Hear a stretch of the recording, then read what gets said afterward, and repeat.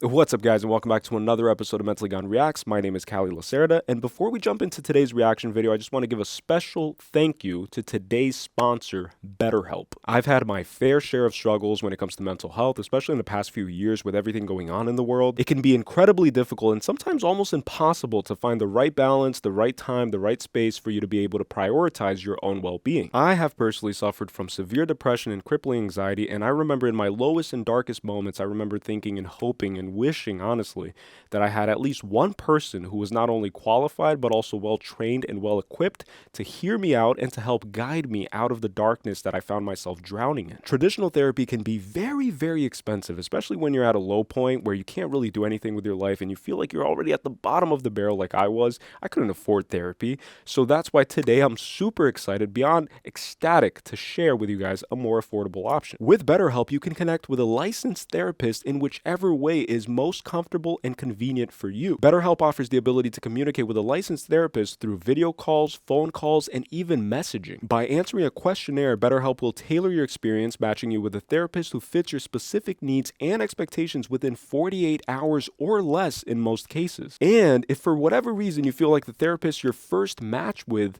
is not the right fit, you can easily switch to a new therapist at no additional cost. BetterHelp can match you to one of over 30,000 therapists in their network, which is a far wider range of professionals to choose from than can be found in your local area. And the best part is that BetterHelp is extremely flexible, allowing you to choose the dates and times for each therapy session that best fits your own busy schedule. People spend hours and hours in the gym every week and forget to give their mind the same kind of treatment and love. With over 4 million testimonials of people living a happier and healthier life after using BetterHelp, maybe it's something that could also benefit you. By clicking the link in the description or visiting betterhelp.com/mentallyGone, that's betterhelp.com/mentallyGone, you will be supporting the channel and receiving a special 10% off your first month of BetterHelp. So that's betterhelp.com/mentallyGone to begin your journey towards improving your life and prioritizing your mental health today. As you guys know, my personal motto is that it's never wrong to be mentally gone, but today I want to emphasize the fact that it's never wrong to seek help when you need it.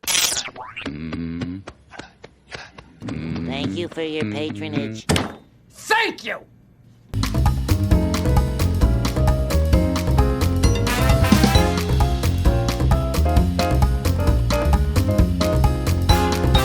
What's up, guys, and welcome back to another episode of Mentally Gone Reacts. My name is Callie Lacerda. And I'm Gabriella Lopes. And today we'll be continuing the Harry Potter franchise. I was going to say trilogy because I'm thinking of Lord of the Rings, which we're also going to be completing finally, which is going to be the next movie, Promise, Pinky Swear, Pinky Promise, Pinky Swear.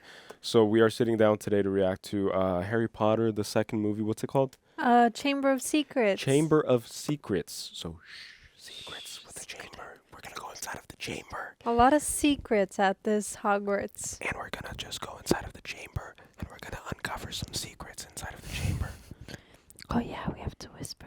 Yeah, because so the whole reaction is going to be us just whispering, because that's what secrets do. Like, we transfer secrets.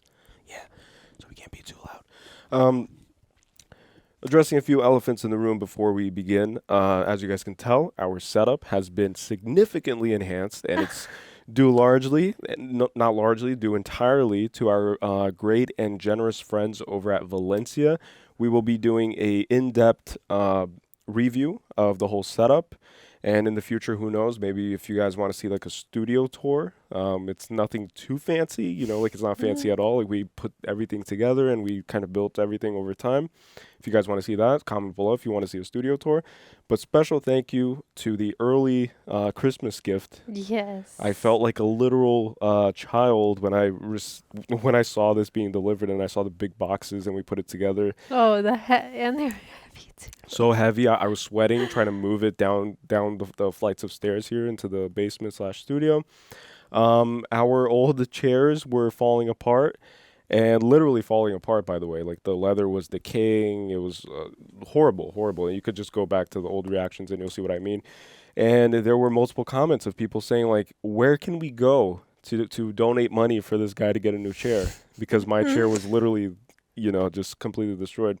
And Valencia answered our prayers, answered our calls, and they gifted us with these amazing chairs, which we will recline them in the bed and be more comfortable watching the reactions. and it'll just add to the whole experience. It reminds me of like going to those AMC theaters Yeah. with the recliners, and you just like fall back a little bit. So it's very, Yeah. very nice.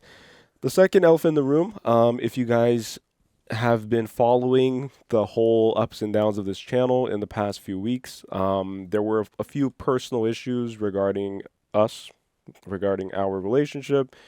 And again, like we're new to the whole influencer YouTuber thing. And I guess we experienced the not so great part of it, you know, with like just basically like exposing too much of our personal lives. And all I'm going to say about that is, ooh, I have like coffee burps, my bad. All I'm going to say about that is that we are going to eventually like on our podcast, on our future podcast, and we're a little bit rusty too because it's been a few weeks. It's been a crazy journey up until now. Yeah. But we will be doing a full-length podcast on our podcast YouTube channel, which is Mentally Gone Studios. And on that podcast, we'll clear everything up, talk about everything. And all I'll say on this channel, and this will be the last statement that I'll make about it ever. So we're going to move forward just entirely focused on movies and just positivity and love and abundance and good vibes all around. All I'll say is that it wasn't, and I'm nervous because again, like it's just weird coming on here after everything happened, after like, you know, just whirlwind of just other people's opinions and third parties, and there were blogs written about us, the Reddit threads or like a bunch of shit, you know, so it exploded.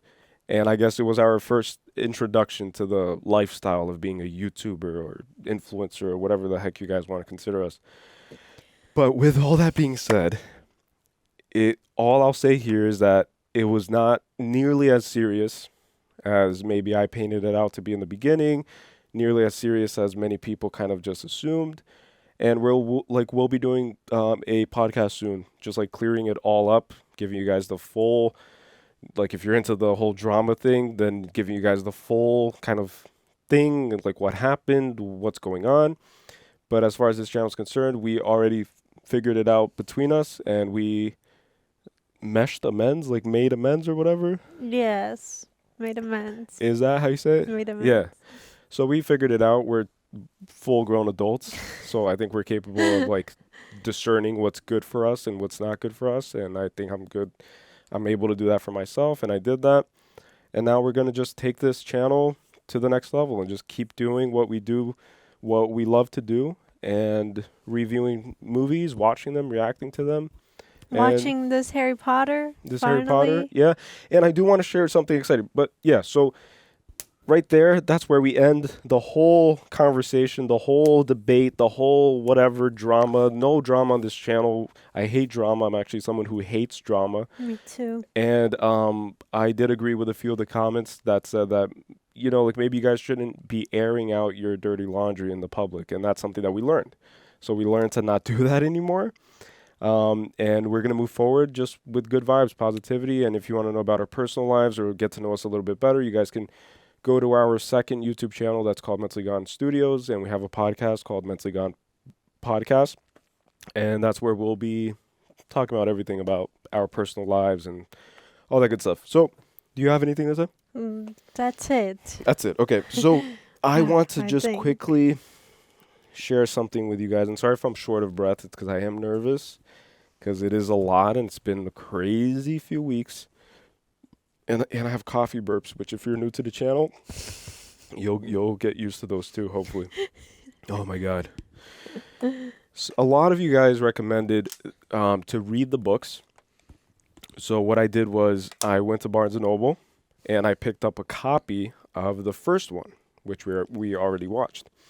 And what I'm going to try to do my best is to try to read the books as we watch the movies. I don't think I'll be able to read the books before each movie, but just know that I'll try my best to read as quickly as I possibly can, and I'll try my best to add onto the whole lore of Harry Potter as I learn the lore myself. And I picked up this copy because the worker at Barnes & Noble, they said that they highly recommend it because it's like a new edition, like it's very unique apparently, and it is unique in my opinion. Like I've never read a book like this. It's designed and illustrated by Mina Lima, So it looks like this. I don't know if the camera's going to be able to focus, but it's Harry Potter and the Sorcerer's Stone. And what's unique about this book is that it has like these like pop-up things, right? So I'm going to try to get like a part here. It's like interactive. Yeah, interactive. So hold it open for me and then hold it like that. And then you can literally, and I feel like a teacher in like preschool when like kids are like sitting on the ground, crisscross applesauce. Like, so then the dragon went and killed the hero. Wow, look at that, kids, and then you close it. But I found this so charming and so beautifully done. It's beautiful, beautiful, beautiful. And then you have the fat lady portrait that we saw in the movie where you have to like give her the password to get inside of the Gryffindor thing. And then you even have, hold on, all of a sudden this video became a book review. Yeah. But shout out to the book people. And then this one, what does this do? I don't think that one does anything. This one's really cool. It's the chess scene, and then you have, again, I don't think if this camera's going to pick up on it. Oh, wow. But you have the three heroes right here, and they're kind of like approaching the chess arena thing. And I found that super, super cool. You see that? Yeah. It's crazy. It's crazy. And it's all in this book, man. And I was like, what the heck? And then you have the last scene with Professor Quirrell. With his turban, is that what you call it? Turban on his head or something, like the cloth thing? I don't know. And then you remove it, and then you see Voldemort. Oh, shoot. Like Voldemort's bloodshot eyes right behind it. So again, I am almost finished with this one. And once I'm done with this one, apparently this specific edition goes up to the third book, is what the Barnes & Noble lady said. And so I will be reading these editions until they no longer are. But they have the whole story in them? I think it's the whole story from each. How do you mean? Like the whole novel? Yeah. Oh, shoot. I didn't even know. I thought it was like just an illustrative kind of like. No, apparently it's the whole thing. Oh, shoot. Because you could get the classic version, which is just the words and stuff. Yeah. And then you could get this version with all the pop-ups and whatnot.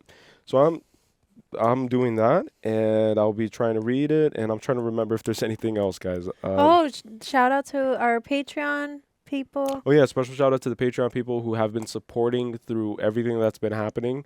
We also want to let everybody know that we will be really picking up on this channel, and I know we've said this before, but now, all things considered, like we really made a decision together, like we made multiple decisions together. And one of them, the big one, is that this channel, like full commitment, like full throttle. And is there anything else? No. We chose green for Slytherin. We chose red for Gryffindor. Yeah. So we're more biased towards Slytherin apparently, because there's 2 cup holders with that. Hey. And yeah, I think that's pretty much it. I think that's good for the intro. And sorry if this intro was super poopy doopy doopy scoopy, but it is what it is, and we both knew that it would be the hardest one because it's the first one back, but then the next ones will just really just like flow, just like we were at one point, just flowing and flowing. Mm-hmm.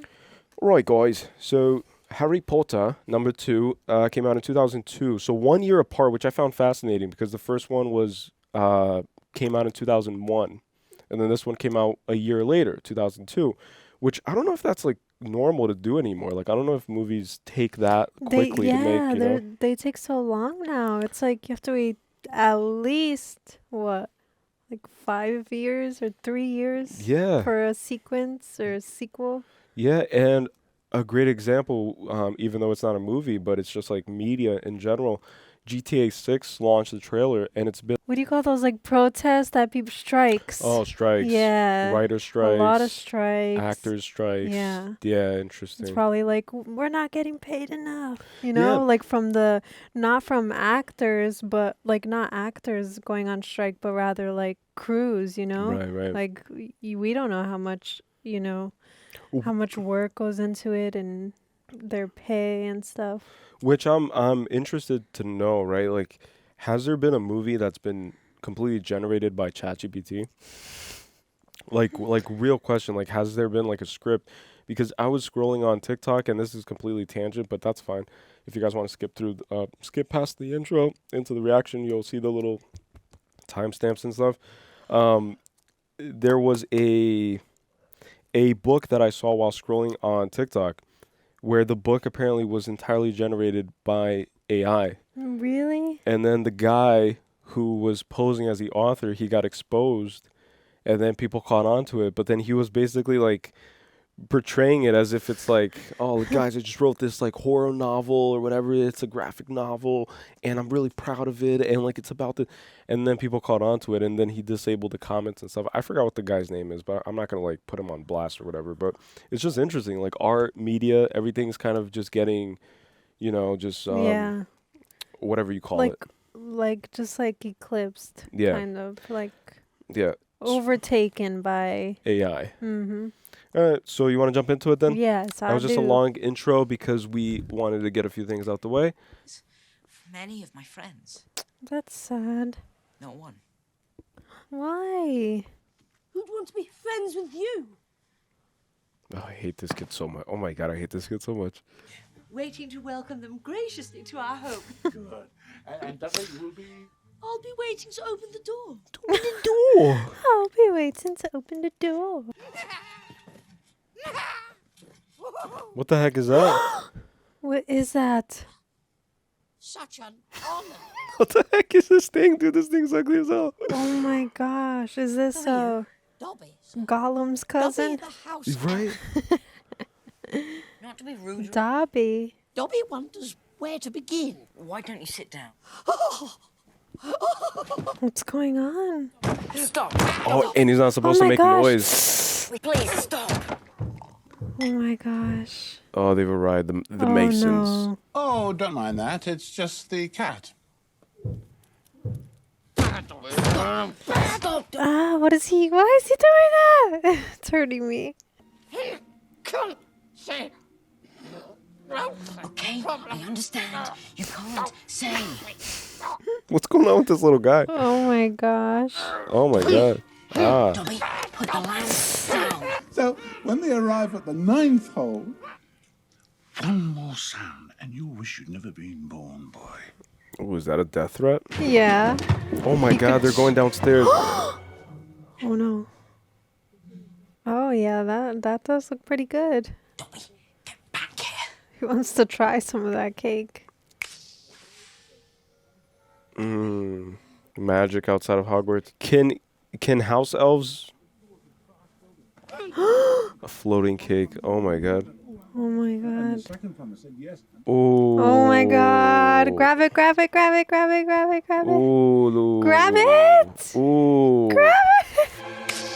Oh my God. And it's going to look like he did it on purpose. Look, he's right there. So sorry.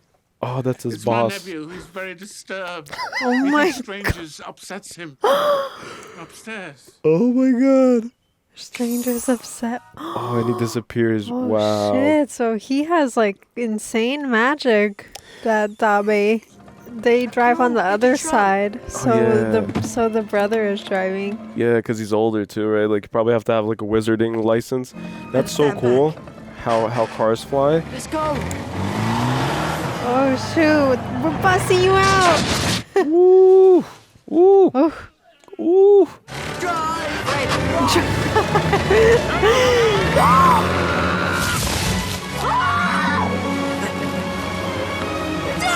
Oh, he's alive. Okay, he's good. He's good. He's good. Ooh.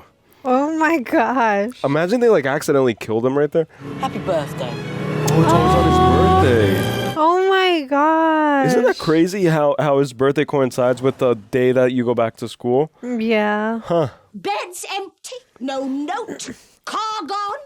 You could have died. You could have been seen. Of course, I don't blame you, Harry, dear. She favorites. She likes Harry. Here we are, Harry. Now tuck in. Oh yeah, people said that she was too young to go to Hogwarts in the first one. Oh yeah. People said in the comments. I'm talking about your summer. Bit annoying, really. She has a crush on him. Yeah. What exactly is the function of a rubber duck? Oh. That's a valid question. Yeah, like why do people use that's me, rubber Harold, the ducks? Oh, there's another brother that's just sitting at the end of the table. I didn't even see. Oh my God. Diagon Alley. Oh my God. That is terrifying. It's quite easy, dear. Don't be afraid. It's quite easy, dear. Don't be afraid after he engulfed in flames and just freaking imploded. Diagonally. diagonally.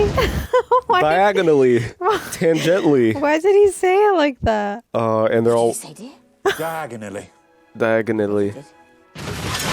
Oh no. It's not gonna take him there. It's gonna take him to this place that he called diagonally. Why did he say it like that? Yeah, this guy definitely. Not lost, are you, my dear? Oh my god. Yeah, they are with the warts. Yeah, look, and they're all dirty. Oh my God. Please. Harry. Oh, I know. Hagrid. I know that voice. Let's go. Come on. Oh my God. Look at how like dirty they seem. You know, it's like a lowly class maybe, or they're like evil or whatever. Excuse me, little girl. This is for the Daily Prophet. Is he like the villain in this one? Red hair, vacant expression. Oh shoot, her parents are. Second-hand book. You must be the Weasley. Oh my gosh, I hate how much they put down the Weasleys. I'll see you at work. Oh, they work together. Oh god, don't tell me that he's above See you him at school. in rank too. Damn, Draco got a little bit more. I was about to say, is it just me or did they all like get older, like much older? Yeah. What's the? Oh, and she's going this year too. Oh shoot. Oh no! Don't tell me It's it's. exactly 11 o'clock. We've missed Imagine it's Dobby. You think Dobby did that? If we can't get through, It's the only Maybe thing that Mum and makes Dad can't get sense, back. right? Yeah, because he doesn't want him to go. I swear, I don't. I don't know why. Oh no! Look at his face. Oh my God. Oh my god! Oh my God. And the train probably has no like Conductor, yeah, right? no conductor. Just Magical. Oh. oh no! Oh no! Imagine it crashed into like one of Yeah. the towers. Oh no! Again, it might be Dobby, right? Oh yeah! Who knows? Oh, he broke his wand. What? What happens if you break your wand? That's a great question. Like, do you get a new one or? What if someone else just does like a repair? Yeah, like wand reparo. Yeah. Oh no. Oh no. They trashed the dad's car. You got to get it erect again. Listen at your neck. I don't know. Look at his voice. Ooh, what is it? Oh shoot. Oh, of course the freaking tree's alive. Of course. Oh now. Oh my gosh. To me, it's funny how Hogwarts has all these like dangerous things. Just with kids around. Yeah. It's like imagine playing under this tree and then it just decides to kill you. Look at that thing. Oh my Wow. gosh. The effects are amazing. For 2002, amazing. Wow. Oh, the car has like a life of its own too. To run on magic. I think that the car is just pissed off. No, I feel bad. Because I think these things all have a life of their own in a way. You were This seized guy is so by no unsettling. less than 7 muggles. Oh, shoot. To Interesting. mention the damage you inflicted on a whomping willow that's been on these grounds since before you were born. They inflicted damage on the willow. I the know tree. that it almost killed them. Yeah. You're going to expel us, aren't you? Not today, Oh. Mr. Weasley. Not yet. Not yet. Both of you, the seriousness of what you have done. I will be writing to your families tonight, and you will both receive detention. That's not too bad. The Dursleys don't care, you know? Well, I mean, they care, but No. what are they gonna do? Like, they're gonna be like, "Oh, Harry, we're very ashamed of you." Like, they don't care about Harry. I was gonna say Ron's family. Yeah, his family, but Well, his dad will probably be like, "Oh, it's okay." again, like they all went ahead, and then nobody's like, "Where are the kids? Where are the boys?" Like nobody cares. It's like they just go. It's like the heck. Who here can tell me the properties of the mandrake root? Yes, Mandrake. stranger. Here we go again. Flaps tight down and watch me closely. Grasp your mandrake firmly. You pull it sharply up out of the pot. Ah. Oh, what is that? Longbottom's been neglecting his ear muff. He's just fainted. Yes, well, let's leave him there. Right, on we go. Let's leave him there. See, like the adults don't care about the kids at all. Oh, I couldn't do it. Oh my god, the food always looks so good. I know, And right? I'm always too hungry for these movies. Look, they use tape at Hogwarts. You're doomed. Hi, Harry. It might not work anymore. Scotch I'm Connie tape. Creevy. I'm in Gryffindor too. Ron, is that your owl? Ron has an owl? Yeah, the one that... Oh, it's the family one, right? Yeah, I guess. That hit the door. Yeah. Ron's family is all like messed up. Ooh. Oh, that's so funny though. Weasley's got himself a howler. Howler? I ignored one from my gran once. It was horrible. Oh no. It's a letter. Your father's now facing an inquiry at work, and it's entirely your fault if you put another toe out of line. We'll bring you straight home. Oh, and Ginny, dear, congratulations on making Gryffindor. Your father will be so proud. Oh, she was sorted. Aww.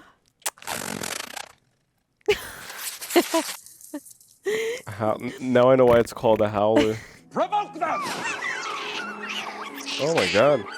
What are those? Cornish There's a lot of pixies. There's a lot of interesting creatures in this one. Yeah. Craft if you will, Mr. Finnegan. The pixies can be devilishly tricky little blighters. Oh no. What? Oh, that probably hurts a lot, right? Damn, they're lifting up him?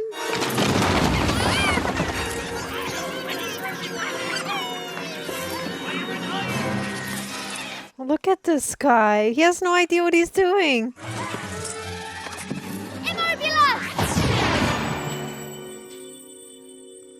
She knows more than the teachers, it seems. Yeah, she's like an insanely Why is it always me? great.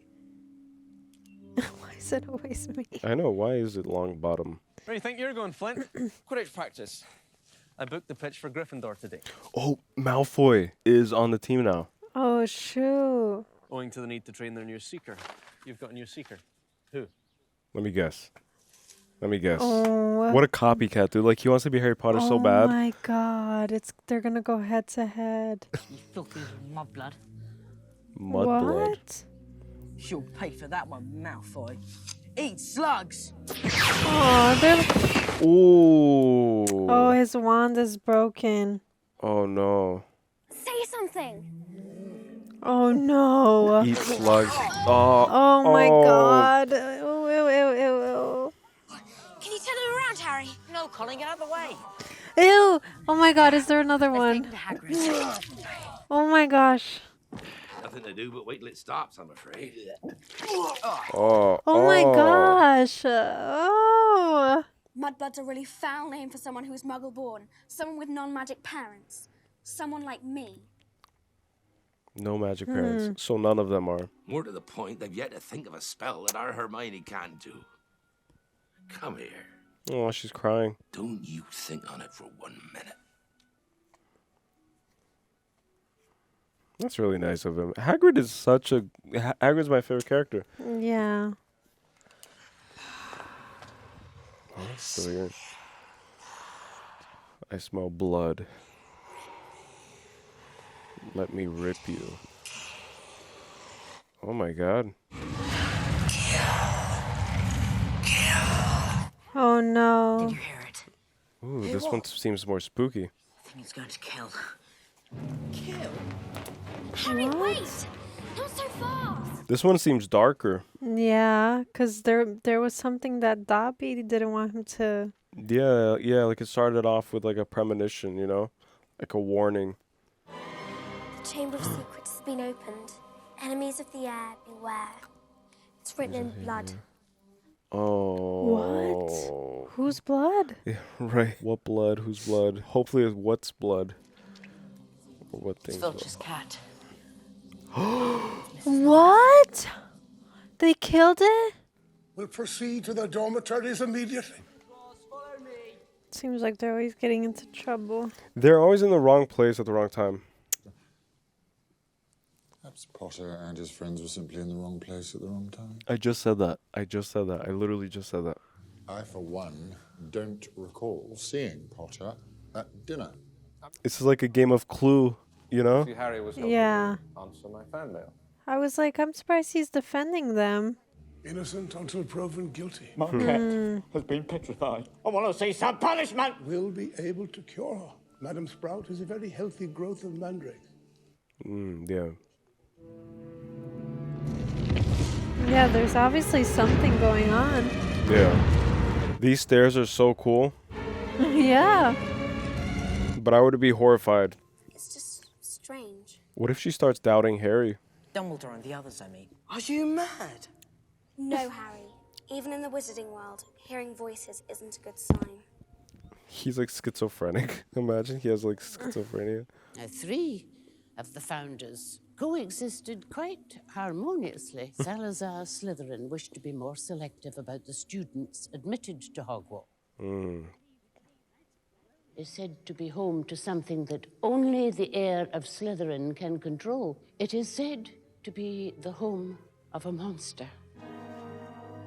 Who would the heir be? This potion. Properly brewed, the Polyjuice potion allows the drinker to transform himself temporarily into the physical form of another. Oh, it's like shape-shifting? We'll turn into Crab and Goyle. Yes. Wicked. Malfoy will tell us anything. Exactly. Who's Crab and Goyle? But it's tricky. I've never seen a more complicated potion. I think they said it's Malfoy's friends. Oh, the 2 fat kids, right? Yeah. If Malfoy is the heir of Slytherin, he could attack half the Muggleborns in the school by then. I know, but it's the only plan we've got. All right there, Scarhead! Scarhead. Why doesn't he catch the snitch? Whoa, look out! Oh! Damn, this thing's trying to kill him. Again, just like in the last movie, right? Oh, the snitch! Oh, hey! That's a foul. Yeah, that's foul play. Damn, it's really coming for him. That's crazy.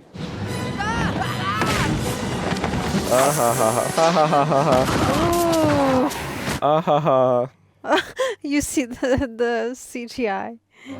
Oh no.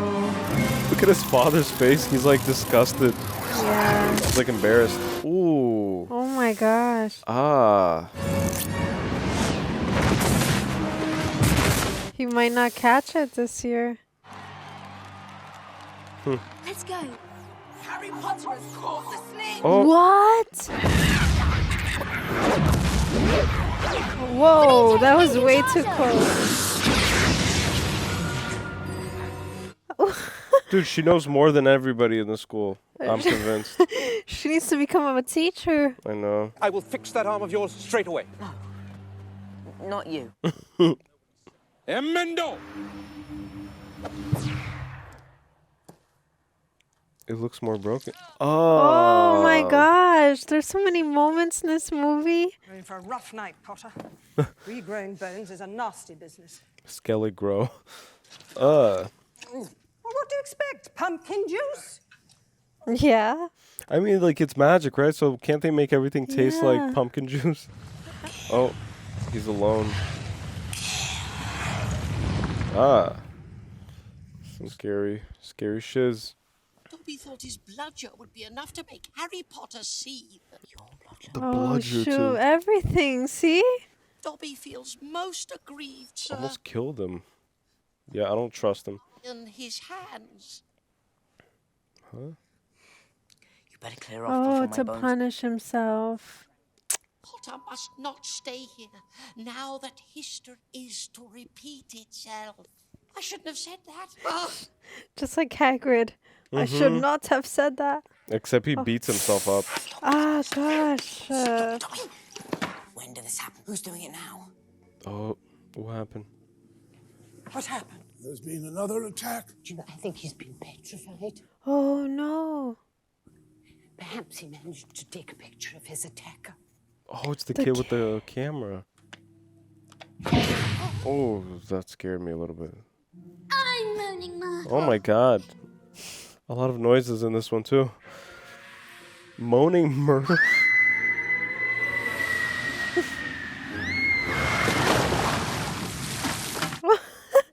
What is going on? She's Mento. Gather round. Can everybody see me?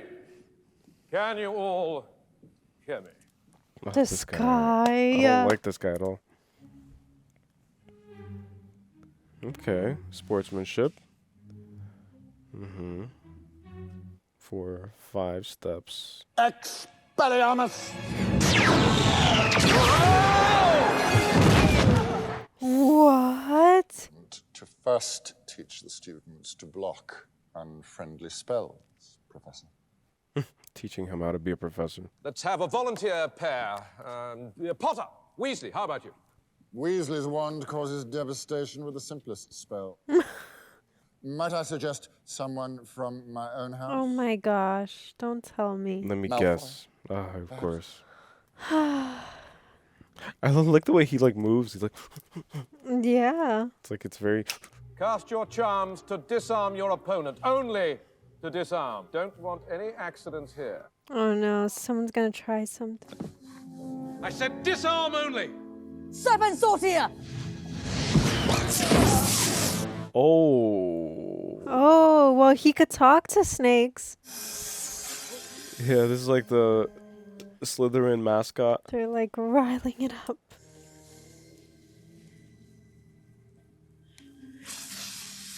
Oh, it's not working this time.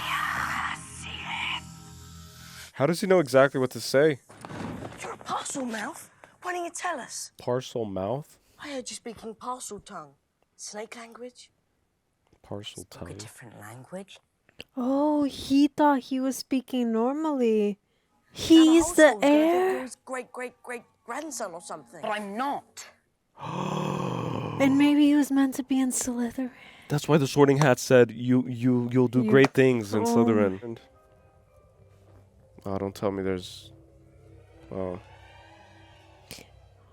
Oh no.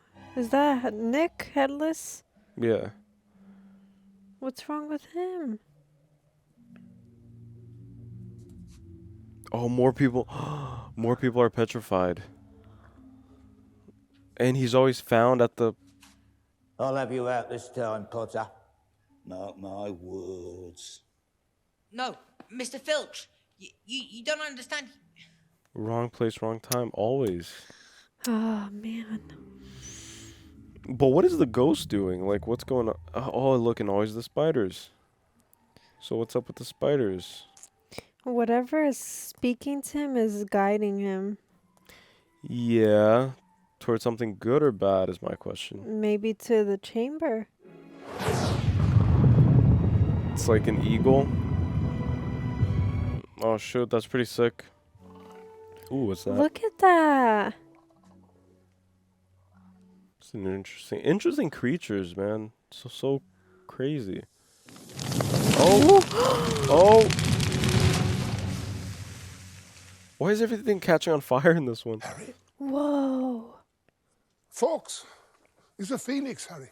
A phoenix. A phoenix. In what it is time for them to die. And then they are reborn from the ashes. Beautiful. What? Beautiful. Wow. How poetic. Look at that. Wow. On a dying day. Fascinating creatures, phoenixes. Wow. Beautiful. I do not think it was you, but I must ask you. Is there something you wish to tell me?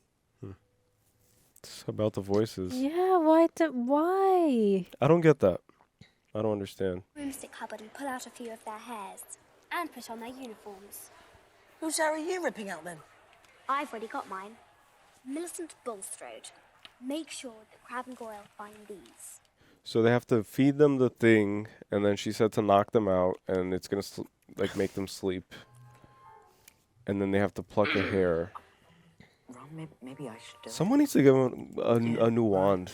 Like it's giving me anxiety. I thought that their wands were like one of one.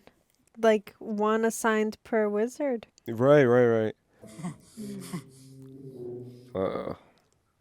Oh yeah, 'cause they put some voodoo juju in it. Yeah. Oh shoot, they roofied them. I know. I mean, I don't know if I could say that on this channel. I don't know. Exactly an hour before we change It's back alright. into ourselves. Ooh, that looks like doo-doo. Oh great. So they get the yummy cupcake and we get Hair juice. Oh god. Oh my Add the hairs. God. Oh, they don't even blend the hair. You gotta just swallow the hair. Essence of crab. Cheers. Oh, do you guys ever feel like when you have hair in your mouth and then you take it out and then you're like, oh, thank God I didn't swallow that? Yeah. You're swallowing other people's hair. Is it just me or is this movie like so disgusting? I know, like deliberately, right? It's like.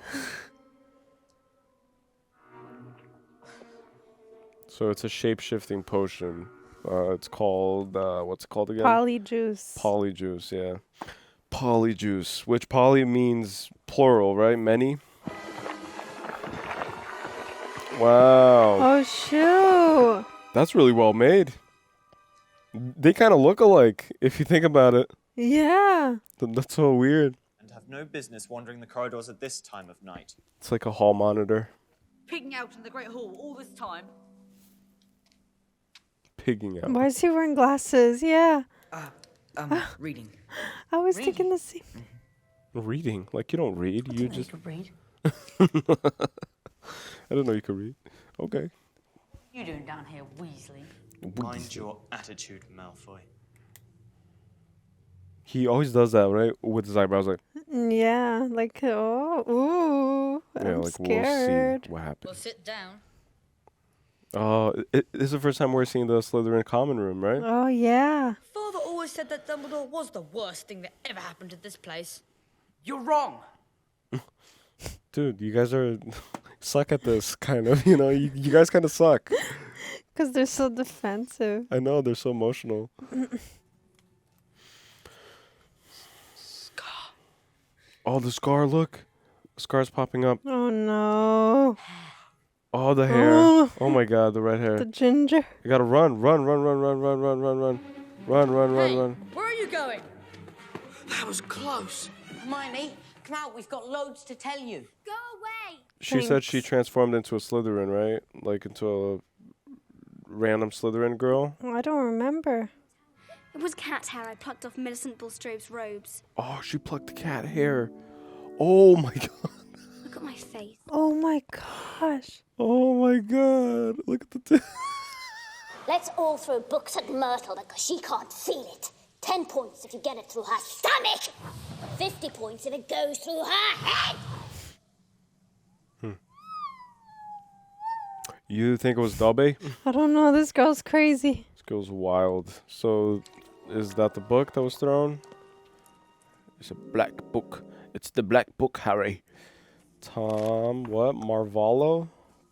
Marvolo Riddle. So it's like a riddle.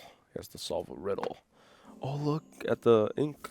The ink gets absorbed in the paint, in the pages. Oh, so it's probably Like there probably invisible. is stuff written. Yeah, like invisible ink, right? Maybe.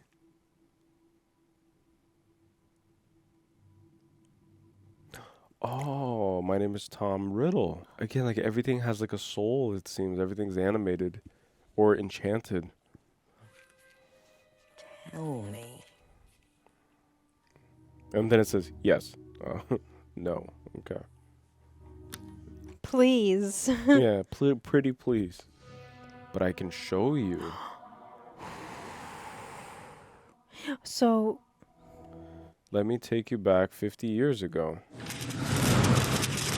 So that was the last time that it was Opened. opened. Okay. 13th of June.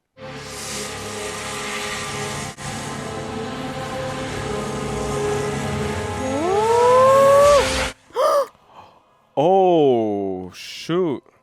Wow. He like teleported inside of the book? What the heck? 50 years ago. Okay.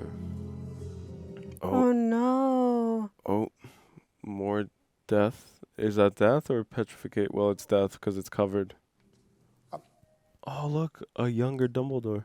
Isn't it interesting how in movies they take their glasses off Yeah. to show them younger?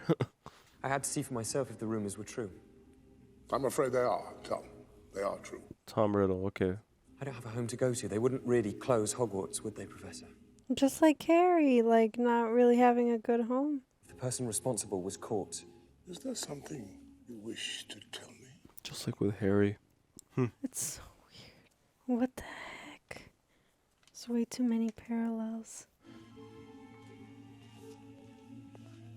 Oh my gosh, what if we're going to the chamber? Evening, Hagrid. Hagrid. The dead girl's parents will be here tomorrow. The least Hogwarts can do is make sure the thing that killed their daughter is slaughtered. It wasn't him. Aragog never killed no one. Era what? Aragog. Stand aside, Hagrid. No! Sistam Aperio! Oh, it's a spider. A spider. Oh shoot!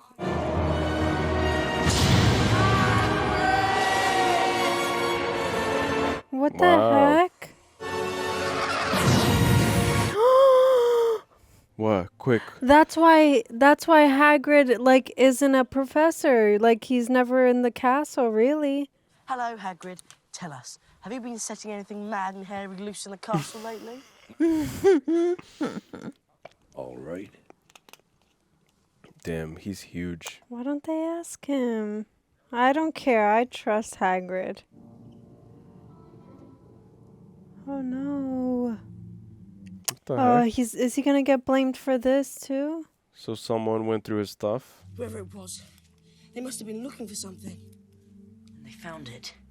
Oh, Tom Riddle's diary is gone. the book. Huh. We play our game. Hufflepuff doesn't stand a chance. They're gonna play Hufflepuff. Oh, they Finally, we're gonna see the other two schools. are? Yeah, what is Groups. a Hufflepuff? Let's see. Yeah. This match has been cancelled. Oh.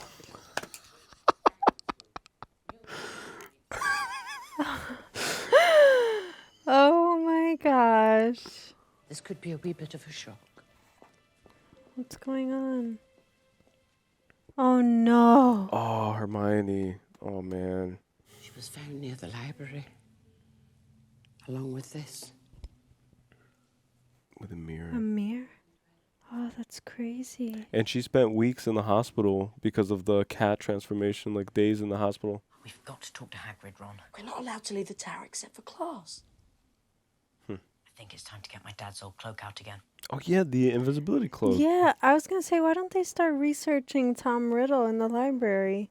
I think that's what Hermione was doing, because she was found in the library. Yeah. Who's there? Uh-oh. Damn.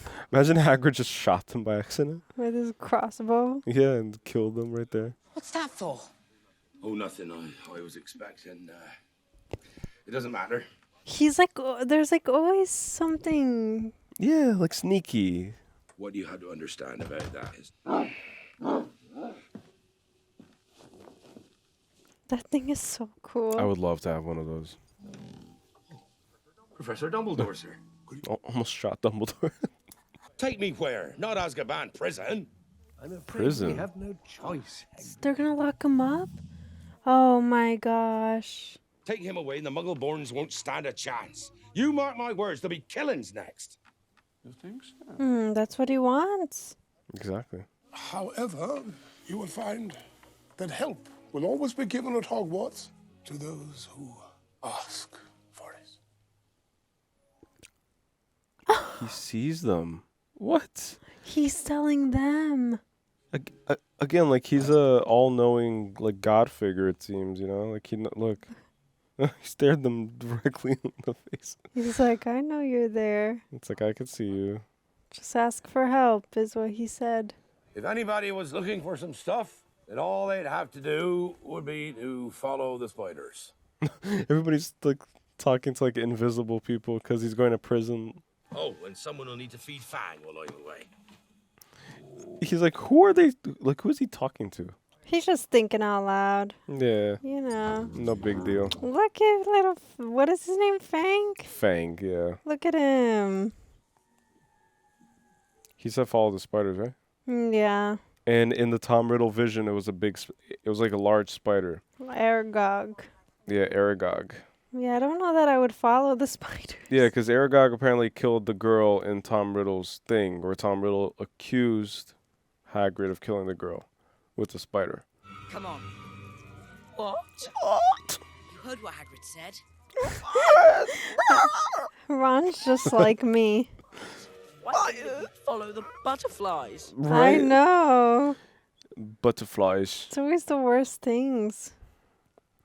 And into the forest, too. Aren't they not supposed to go into the forest? Right. It's like the forest is the last place now, because they're not supposed to be out of their rooms after 6 p.m. Yeah, what the heck? Let's see. Where are these spiders? Oh, my God. Ah, my God. It's stepping. Oh, my God. Better not crawl up my leg. How are they not accidentally killing the spiders? Oh, look. And, like, one's, like, watching them. Hagrid, is that you? We're friends of Hagrid. Ron's face. No. Oh, God. Ooh, that's a big boy. You're Aragog, aren't you? What? That little spider? Mm-hmm. When I was accused, Hagrid brought me here.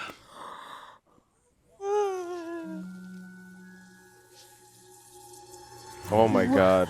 What are Whoa. spiders afraid of? Because that might give us a clue, right? Yeah, especially these powerful ones.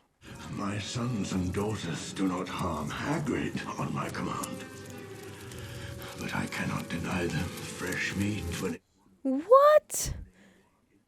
They eat humans? Oh my God. Don't they know spells? Yeah, like... Know any spells? No, we need Hermione. Where's Hermione when you need her? Oh. I completely forgot about the car. I thought it went home. The car went into the forest. Like, it showed it going into the trees and stuff. I know, but I thought that it was going home. Oh, my God. What perfect timing, huh? Oh, my God. Come on, driving. Go. More driving, less panicking. Yeah. Well, the car drives itself, so. Come on. Drive the car. Oh, like, I hate when, like, movies do this. Like, drive the car. Look at The dog Fang drooling. drooling.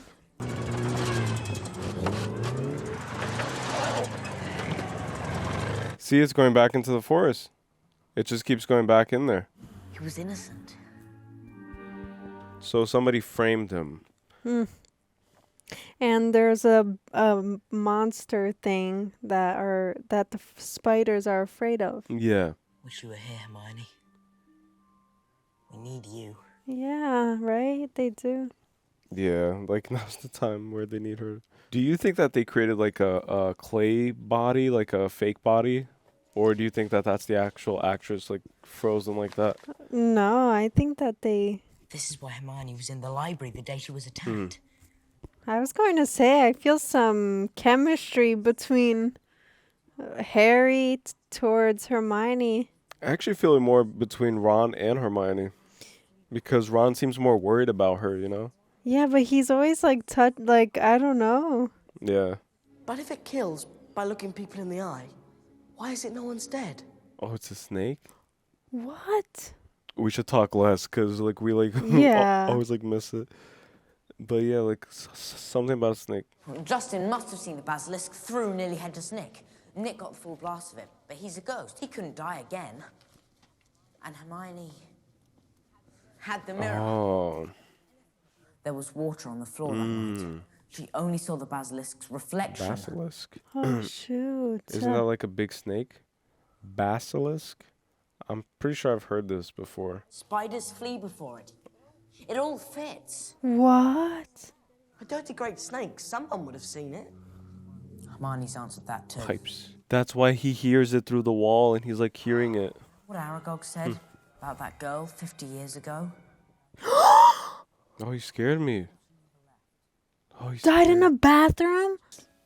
My moment. Weren't you saying just last night that you've known all along where the entrance to the Chamber of Secrets is? Oh no. This guy's the guy? I'll just be in my office getting ready. Monster snatched a girl, they said? Monster's taken Minerva. Ginny Weasley. They took the his sister, dude. Whoa. Wow. Monster. I have a comment about this too. Her skeleton will lie. Skeleton will lie in the chamber forever. Wow. Monster Oh snatched. my god, this movie took a turn. It's so dark. Professor, we have some information for you. He's leaving. My books wouldn't have sold half as well if people didn't think I'd done all those things. Fraud. Yes. Fraud. I'm rather gifted with memory charms. Otherwise, you see, all those wizards would have gone blabbing. Going to have to do the same to you. Don't even think about it. What up? This is what I was going to say. She's the girl that died in the bathroom Oh, she was the first sacrifice. 50 years ago. Oh my god. Who was it, Myrtle? I don't know. I was distraught.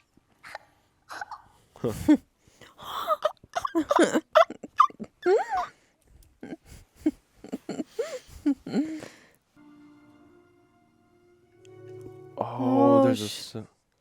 Is this like a Slytherin bathroom? Say something. Harry, say something in parcel talk. Oh my god, that makes a lot of sense. That's why people were trying to open all of the faucets and overflowing the bathroom. They were trying to figure it out. But you have to be able to do that. Makes a lot of sense. The air is the one that opens it. Huh. Oh, shoot. That's so sick. Look at that. This whole time. And they were cooking up polyjuice potion in the same bathroom. Oh my god. It was literally in front of their faces. There's no need for me to stay. What a coward, bro. What a coward. Sure you don't want to test it first? Yeah, just kick him down. Imagine he died. Does everybody who dies in this school become a ghost, or do they, like, what happens? Maybe. Right? Yeah. Oh, look, it's actually pretty fun. Look, yeah. Ron is so not brave. Snake. It's a snake's skin. Bloody hell. Damn, that's huge. This must be 60 feet long. Oh no. You fainted? Heart of a lion, this one. Yeah, heart of a lion, right. Oh, frick. That's what I thought, because he got Ron's wand. It's broken. I didn't think of that.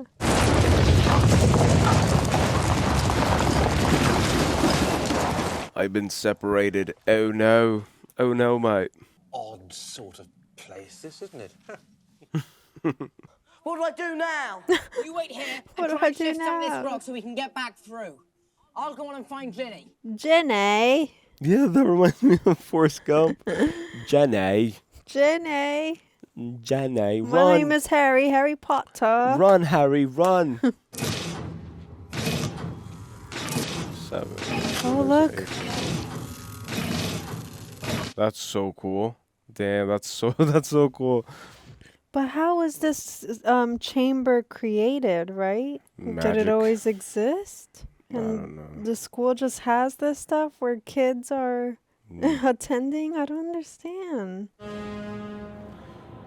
Oh, shoot, look, it's her body. Wake up! Wake up! Please wake up.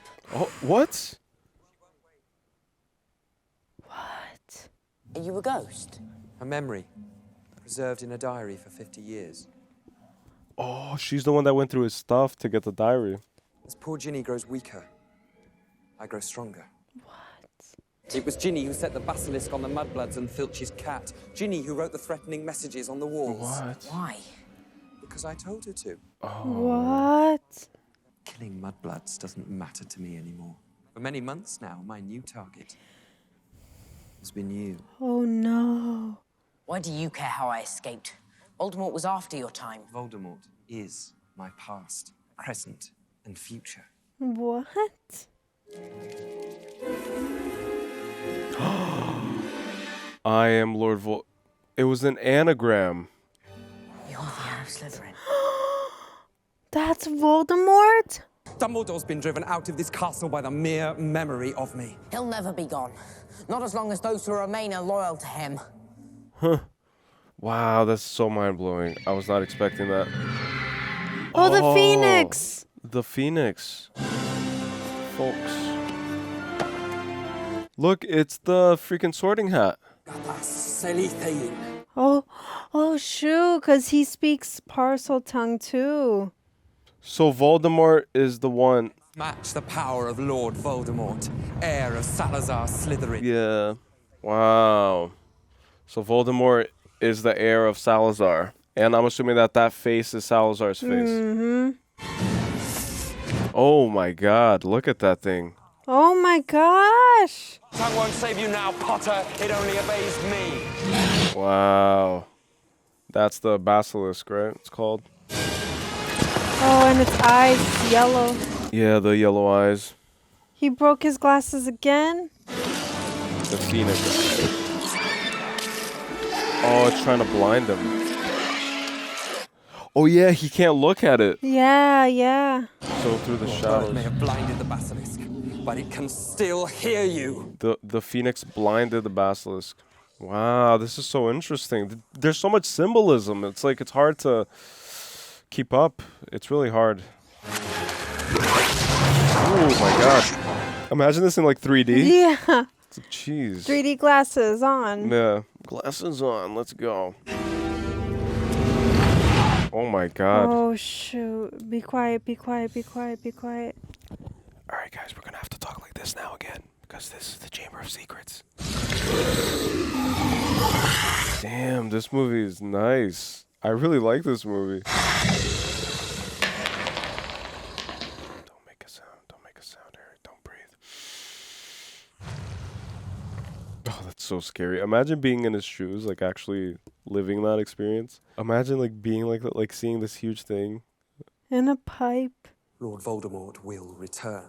Very much alive. Oh my god. Oh my god.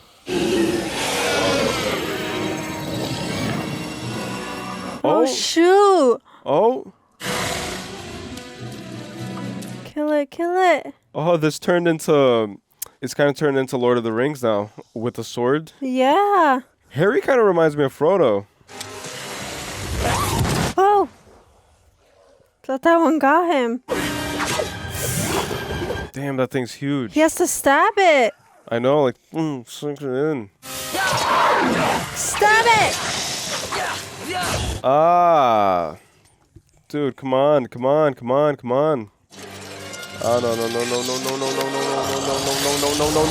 no. Stab it. There we go. Wow. Oh, it got him too. His arm. Oh shoot, look, now he has the tooth. The tooth of the basilisk. Don't they carry venom in them? Oh no. Remarkable, isn't it? How quickly the venom of the basilisk. No, venom, yeah. You'll be with your dear mudblood mother soon. Mudblood? Wait, his mother's not a wizard? Oh, because maybe her parents aren't wizards. Of the aunt. Yeah. Oh shoot. Stop. No! Oh my god, I did thought. How did he know to do this? Because he lives as a memory from the diary. Yeah. Interesting. There's so much symbolism in this. Oh shoot. I thought for a second he was gonna stab her. I didn't know what he was aiming at. Imagine he just kills I Ron's was like, sister. Jenny! Jenny! No! Jenny! Harry, you're hurt. Oh no. Yeah, this phoenix saved the day. Because if it wasn't for the phoenix blinding the basilisk, then he couldn't look the basilisk in the eye, you know? We're brilliant, folks. I just wasn't quick enough. Oh man, why? He can't die. He's not going to die. Isn't there like a bunch of movies? Oh, it's the tears. Oh, yeah. I forgot. Completely forgot. Oh my gosh. Tears of a Phoenix. What? That's so awesome. Of course. Oh my gosh. Phoenix tears have healing powers. It's like, yep. It's like, yep. It's all right, Jenny. Jenny. Jenny. I can't hear it. Me neither. Like all of the movies, it's gonna be Jenny. Jenny. Every time I hear Jenny. What? This is just like magic! It's just like magic. How do animals carry so much weight? Like those little like creature things from the class. Oh look, and they're exiting the cave. And look at the moon, like Yeah. behind the. You have broken perhaps a dozen school rules. It is only fitting that you both receive. 100 points. Imagine. And now, Mr. Weasley, if you would, have an owl deliver these release papers to Azkaban. Release Hagrid. We want our gamekeeper back. Oh yes. You can speak Parcel tongue, Harry. Why? Because Lord Voldemort can speak Parcel tongue. Oh shoot. He transferred some of his powers to you the night he gave you. That's what I was going to say when he scarred him. If you want proof why you belong in Gryffindor, then I suggest you look more closely at this. Damn, he grabs it at the thing. That's not Yeah, how you with grab all a the sword. blood. Yeah, that's sharp. Godric Gryffindor. Oh, that's Godric Gryffindor's sword. True Gryffindor to pull that out of the hat. Wow. So he's both, heir to both, maybe, you know? Dobby. Oh shoot. No way. Let us hope that Mr. Potter will always be around to save the day. I like the lighting. Mm-hmm. Come, Dobby. Don't like him. Oh, come on. I feel bad for Dobby. I do. I feel bad. Because he wanted to just help Harry Potter for whatever reason. He knew that all of this was going to happen, because so maybe Lucius was already planning all of, like, a lot of this, you know? Yeah. And he was overhearing it. I have something of yours. Mine? I don't know what you're talking about. Oh, I think you do, sir. I think you slipped the diary into Ginny Weasley's cauldron. What? Oh, that brief moment. Oh, yeah. What the heck? What the heck is his motive? A piece of clothing. He said that he can... Yeah, he handed it to him. Master has presented Dobby with clothes. Oh my Dobby gosh. is free. Oh Wow. my gosh. A true happy ending. Sucker. Oh, look, and it's his own sock.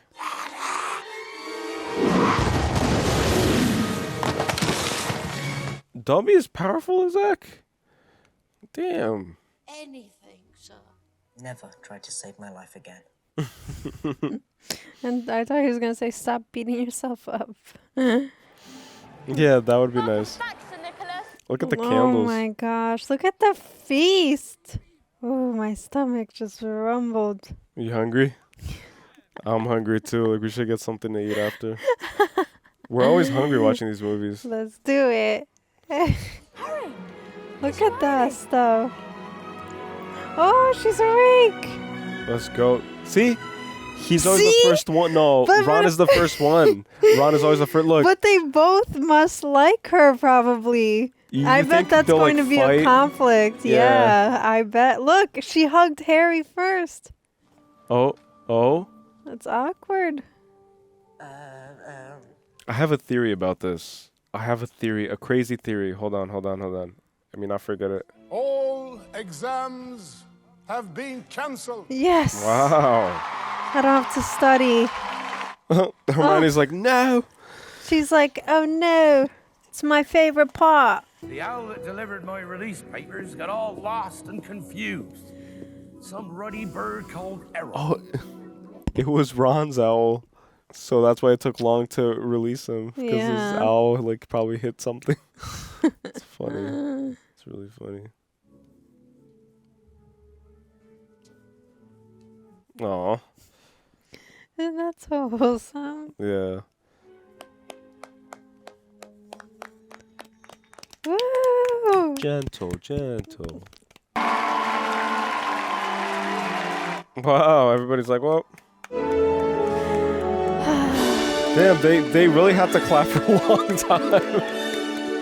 Look, there's no going.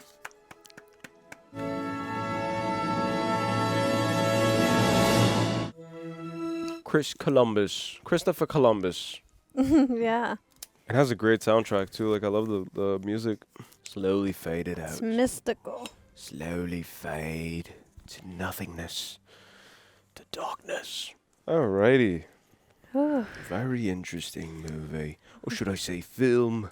Film. So, what do you want me to go first? Like, yes. It's been a while since we've done this. Yeah, you go first. We're gonna be a little rusty, innit?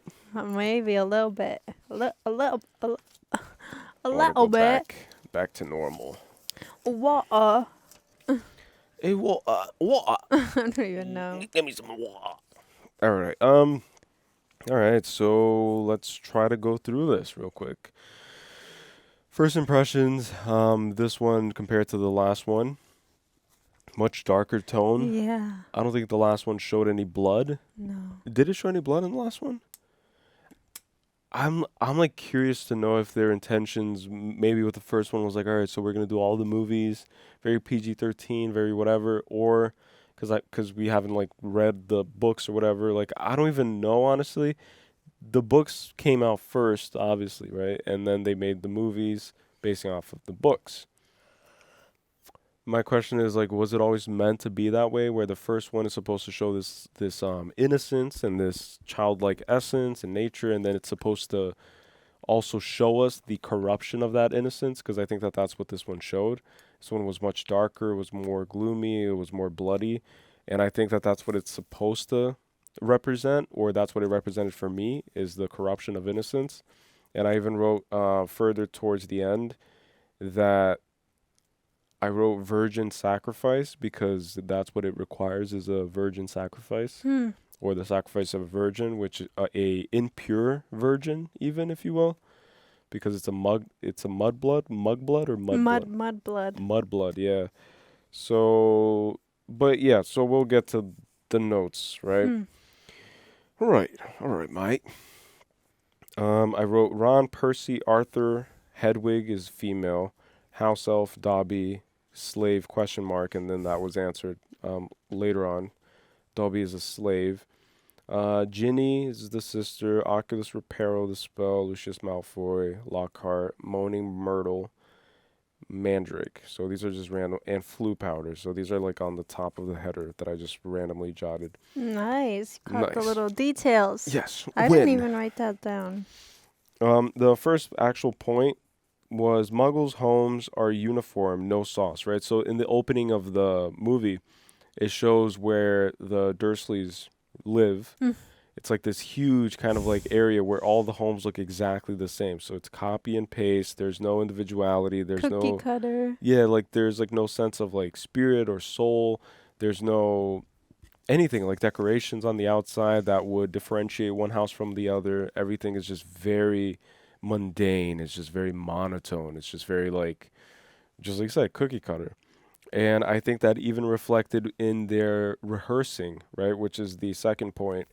The Dursleys rehearsing life versus Harry improvising. So I think that that's brilliant too. Like, it's brilliant. Bloody brilliant. Bloody. I'm going to start saying brilliant because of this movie. Hermione, brilliant. The Dursleys rehearsing life.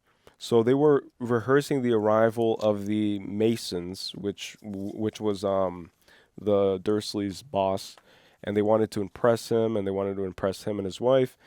But they were rehearsing everything. And so, where will you be? I will be here tending to the kitchen, and I will be here at the door, and I will greet them at the...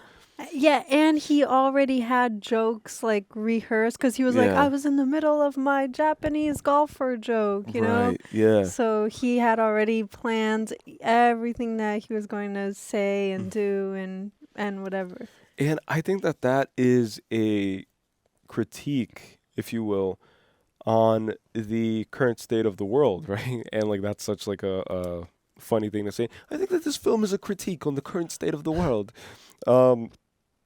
of like just how rehearsed everybody is, really. Like you go to school and you kind of follow these like pre-established pathways, and you either become a doctor, you become a lawyer, you become this, you become that, or you follow in your parents' footsteps, or you follow in your family's legacy. And you try to uphold that, and we see that with Draco Malfoy, who's a spitting image of his father in all the worst ways possible. I think that there's this idea of just regimen-minded ways of doing things, and then there's a free flow, kind of freestyle form of doing things. And I think Harry Potter represents this idea that your destiny is kind of sealed. Because in the last two movies, we've seen in this movie and the last one I met, we've seen that he is always destined to kind of solve things, right? So he brings everything to a culmination and everything to an ending. And so he's the hero. Like, he's the hero in the hero's journey, right? Obviously, because his name is in the movie, in the title of the movie. But he never knows, and he never really rehearsed. Like, it never shows him rehearsing. It always shows him just really jumping headfirst into whatever action it is. And so when he was randomly picked to duel Malfoy, like, he didn't even know that he was going to be dueling or doing any of that. And then it doesn't show them studying, but it did kind of show them studying when he was in that room, and then everybody was like looking at him and stuff and like giving him like the nasty eye or whatever. Like they do study, which we saw glimpses of. But even in studying, like, you can never really be fully prepared, and you can't rehearse fully for certain things or for anything in this life. Right. And so I think that one of the main misconceptions that most people have, and I've met people like this, like I'm surrounded by people like this at times, you know, like I have friends and families and like it's all over the place, right? Like everywhere you look, you see these individuals who believe that they are in control of their lives. And they're not in control of their lives. Like, you have no control. And it's in relinquishing that outdated idea that you have control. That's when you become, like, that's when you gain control of who you are. But I think that gaining control of who you are is the only thing that you can kind of gain control over. You know what's interesting is exactly that, right? Like, the way the world is set up is it's not only that people seek control, but also that like everything is meant to be structured, you know? So then the Dursley uncle was obviously trying to get a promotion for a job, right? But my point is that everything is structured. So it's like even the pathway of life is structured. And so people, oh man, I should have thought this through. But anyways, my point is, what's interesting is that every time some, like, Harry Potter, like, and his friends, Ron and Hermione, overcome a situation, it's always one that they stumbled into. Yeah. Like, it's never one that they, you know, planned out, and then it's like, okay, first step, this, and then we'll do this. It's like, they just, like, kind of wing it, the whole thing, the entire, you know? And so my point is that I think that the greatest control that you can have is the control that you create for yourself in times of like chaos and uncertainty, not when you're actively trying to control all the time. Do you get what I'm saying? So always trying to control will cause a lack of control. Right. Versus like when you're put in a situation randomly that you create control is when you have real control. I don't know if that makes any sense. That makes a lot of sense. And what I thought about with what you just said is the idea that Lucius Malfoy, who's Draco Malfoy's dad, he tried to control the outcome of the whole movie, right? Yeah. Like the whole movie is about him planning the diary, and then this diary possesses Ginny because Ginny is a lowly, kind of like low-class wizard, and she's impure or impure blood or whatever, mud blood or whatever you call it. And she would be the ultimate sacrifice in order to fulfill the role of making Voldemort strong again, because that was the same theme in the last movie, right? Like he was trying to gain strength, and he was drinking unicorn blood, and he was trying to obtain the Philosopher's Stone in order to Grant himself achieve immortality, yeah, and to become whole again. And so here, like, he was speaking through his like memories and through the memory of who he was and trying to coerce and manipulate. But my point is, Lucius applied control in the beginning of the movie to create chaos. And then what you're saying is that in the midst of chaos, Harry and his friends, the heroes, find the opportunity to instill order and control. Right, to gain control. Right, so they use control to fight against chaos, and others use control to stimulate chaos. Yeah. To create chaos. Yeah, whether intentionally or unintentionally. Yeah. You know? So order itself is like this double-edged sword, essentially. Like it cuts both ways equally, kind of. You know, like you can use it for good or you could use it for bad. Yeah. And even Tom Riddle, he said that's why I showed you that memory of me confronting Hagrid, because I knew that I could gain your trust. Because at no point did Harry think like, oh, Tom Riddle is the bad guy. It's like he just thought that he was being virtuous, you know, like he was trying to point out Hagrid as being the culprit, or he was trying to get to the bottom of who killed that girl. Like he was portraying himself as a hero, which he wasn't. Like he's the complete opposite of that. Cars flying, again, like that really reminds me of the Grand Theft Auto games, you know, because you could put like cheat codes and stuff, and you could make cars fly, and you could make motorcycles fly. I think motorcycles you couldn't make fly. I think it was just cars.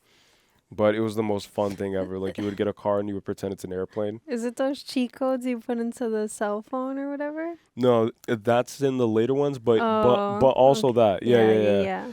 But I'm talking about like the old school GTA CJ, you know, like you like do the things on the it's like R1, R2, L1, or L2 or whatever. Oh shoot. Yeah. I don't play enough video games. So the cars flying was interesting because also I think that when we grow up as boys, you know, like I think that boys specifically, like they usually get the cars and then like and stuff. So I think that there's this like magic that happens, and I think that it pulls from that because again, it's very founded and very ingrained in this like childlike essence, kind of, you know, innocence, and so it pulls from that. And then just like in the first movie, like we said, that it felt like we were children, like we were watching it through their lens, kind of, and we were children with them again. And I think that even that idea of like cars flying, it's because kids do that, you know, like little boys do that. Yeah, so this is a recreation of a child's imagination, basically. Yeah. Huh. Which is what we talked about at the end of the last review. For the last movie, we even said, like, what if all this is happening in Harry's head? Yeah. Because he was, like, playing in the basement, in the... Oh, my gosh. Not trapdoor, like, what the frick is... The cupboard. Yeah. Cupboard. I'll never... Yeah, I don't want to even think about that, because I don't want to believe that that's true. Yeah. Imagine that's the grand reveal at the end of the movie. It's like, wake up. At the end of this whole franchise, it's like, oh, Harry wakes up, and then he's just, like, a miserable... I wouldn't like that at all. Me neither. Because no, like I would don't feel think that robbed. I would feel so robbed. Yeah, I don't think that they would make us invest so much time just to like tell us that it's all fake, you know? Yeah. Dursley's rehearsing live versus Harry improvised. Cars flying. It's also interesting to me how in the magical world they still rely on non-magical artifacts. You know, because you would think that maybe everything would be completely different. Meaning like they wouldn't even use the same materials from this realm of existence, from this muggle realm.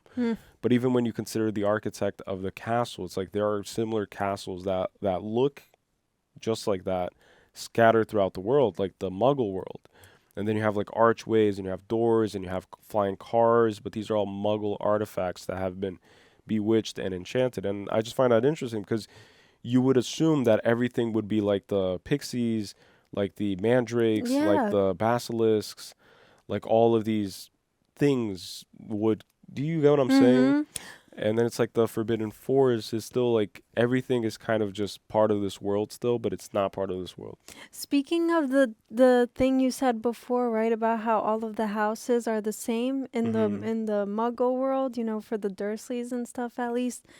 The contrast is the Weasley's house because it was like this like wonky shape. Right. When I first saw it, I was like, well, where the heck are we? Exactly, but it's unique. Yeah, but it's unique, character. exact, and it's a standalone, and it's just like its own little thing, you know. And it has a lot. Yeah, it has a lot of character. The clock thing that tells like where they are, where the kids are. Everything is personalized, which again is what the Dursley household lacks. Like there's no personalization. Like everything is very just gray and black, you know, like it's very silver. I don't even know what that means. It's very silver, gray, and black. I don't know. Fear of the name enhancing fear itself. That's what Hermione said at the beginning. I think that that's very beautiful. I think that that also applies to anything else in life. When you give something too much attention, you just kind of give it credence. Oh my gosh, I was literally thinking that exact word. Right. I swear you were reading my mind. Were you really? Yes.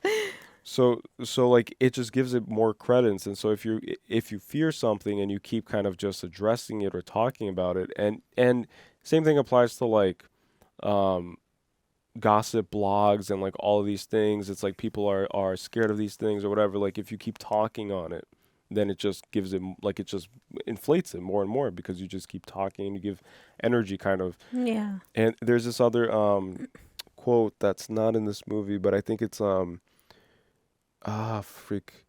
energy flows where attention goes or something like that. And I really believe that. I really believe that that's the case. And maybe even the fear that people have of addressing his name and saying his name, maybe that fear and that fear-mongering energy is what kind of like gives him more power. Yeah. Like slowly but surely, it's like just making him stronger and stronger because everybody is collectively manifesting this demon, this like devil creature, you know, which is Voldemort. Like he's literally the devil. And then Albus Dumbledore in my head is like God kind of. So it's God versus Satan. It's like it's the yin and yang. It's the evil and good. And that's why even Tom said, like how dare you, whatever, the most powerful wizard to have ever existed. And then Harry's like, Albus Dumbledore is the most powerful one. So it's kind of like, I rebuke you, Satan, kind of. It's like God is, you know? Yeah, God like has more power, you know? Yeah. What's interesting is about what you said is that there's also power in numbers. So the more people that fear Voldemort, the more that fear is enhanced in each individual person. And so just like you're saying, when there's also a saying too that when you pray, like the more people that are praying towards the same thing, the more that God will like answer those prayers. And so the same could be said vice versa. When you're just consumed by these like negative thoughts, then those negative thoughts end up becoming your reality because reality is a reflection of our thoughts. Exactly. You know? Sorry, I was just waiting until it clear. But I think that the universe itself is mental. So to your point, like everything around us reflects our reality. And then I'll even pull from the Matrix movie, which we also reacted to on this channel, where Neo meets the monk boy, the bald boy, and the bald boy has been like bending all these spoons, and then Neo basically asks him like how do you bend the spoon or something like that. And then the boy tells him that it's not the spoon that bends, it's instead you that bends. And so by you bending and you defining what the frequency that you wish to operate in is, then your reality kind of just has no other choice but to resonate with that frequency. And it's like magic kind of. And so people usually believe that, oh, like when I become wealthy and when I become rich, when I make $1 million, I'll finally be happy. But the trick in life, in my opinion, is that you have to kind of operate and kind of vibrate and kind of have already that frequency instilled within you and developed within you in order to have your reality kind of reflect that. And so it's your inner world that has to reflect your outer world and not the other way around. And so people usually wait for their outer world to be great and peaceful and loving in order for them to feel that within. But it's from within that you feel that first, and then your outer world is just going to reflect what you feel inside. Right. So it's like as above, so below, as within, so without. Yeah. And like that's like an old philosophy, I think.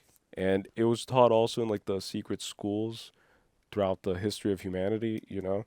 That's really well said. Okay, so the next one is Lucius emphasizes classism, elitism, right? So that was a huge theme in this whole movie, is the idea of classicism, elitism, and this idea that, yeah, just that is that money and status and all of these other things define your value and your worth. And it's also relying on this idea that your externalities is what defines your value and your worth. And what we realize again and again is that it's the inside that defines your worth in this world and in every other world. So in the Muggle world, in the Wizarding world. And so Lucius and the Malfoy family, they may be prestigious, but they aren't honorable and they aren't virtuous, right? So prestige doesn't equate to virtue.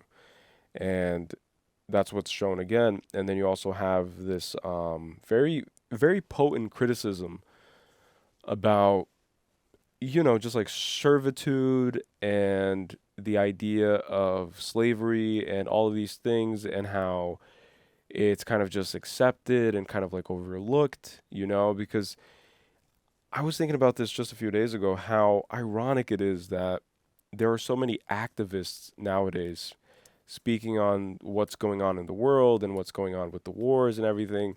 And they're being activists while using devices that are basically built off the back of slaves. And that's a fact. Like the iPhone, you know, I think it's called cobalt mining. It's whatever is used to create the batteries and the phones themselves. They're all mined in like Africa, in like using slavery essentially. And then also, well, I think that's for the batteries on like electric vehicles or something like that. But the whole idea is that the iPhones themselves, I don't know if they also rely on that technology, but they are built by just child labor. It's like it's basically slavery. And at the factories, like they even put what do you call it? Nets outside of the windows because people were jumping out and people were taking their own lives and stuff. And they had to like put like bars and stuff on the windows. And so I just find it ironic how like that's what people do, is like they are activists and they fight for a cause, but they don't realize that they're like the way in which they are fighting is just enabling other things to happen. And so you can't really ever get to the bottom of anything because you can't find any purely ethical way to be anymore in this world. And that's been really hitting me a lot. And I've been really like questioning everything. I'm like, you really can't be an ethical person fully if you take part in the usage of most things that we consider ordinary and we consider don't even think about it. And so I think that it spoke a lot about slavery and about how it's overlooked and it's just accepted. And I also like the idea that servitude can be abused, or it can be servitude can live out of love, or it can live out of fear. And Dobby served the Malfoys out of fear. Yeah. And Dobby served Harry out of love. Yeah. And Dobby didn't really have any pretense, any reason, or we don't know yet. Maybe in the future movies it'll explain why. But he just decided to just have this deep love for Harry's life. And that's what led him to risk his own life to save Harry's life.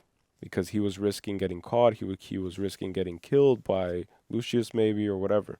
So he was just, you know, so it's the idea of like servitude. That could also be because of just how well known and well acknowledged and honorable Harry is. You know, Yeah. because he is the boy who lived, and so that could play a part in it where it's like he's a respectable person. Virtuous. Right. Yeah. Something I was going to say that's interesting is that I think that I think that every movie kind of draws a lot of similarities to reality, right? Because that's what it is. Like even fictional books and stuff, it's always meant to reflect our reality so that we can reflect on what the world is and what society, whatever, so that we can ask more questions. And then the interesting thing that you were saying about like the classism and stuff, right? Like the Weasleys are seen as, you know, lower class people, like hand me down. The father is struggling to pay for all of the kids he has and struggling to get paid well at his job. And Lucius is probably in a higher rank than he is, even like overlooking him in wherever they work. And then in Hermione's case and in Dobby's case, it's kind of like it's kind of similar to like a racism.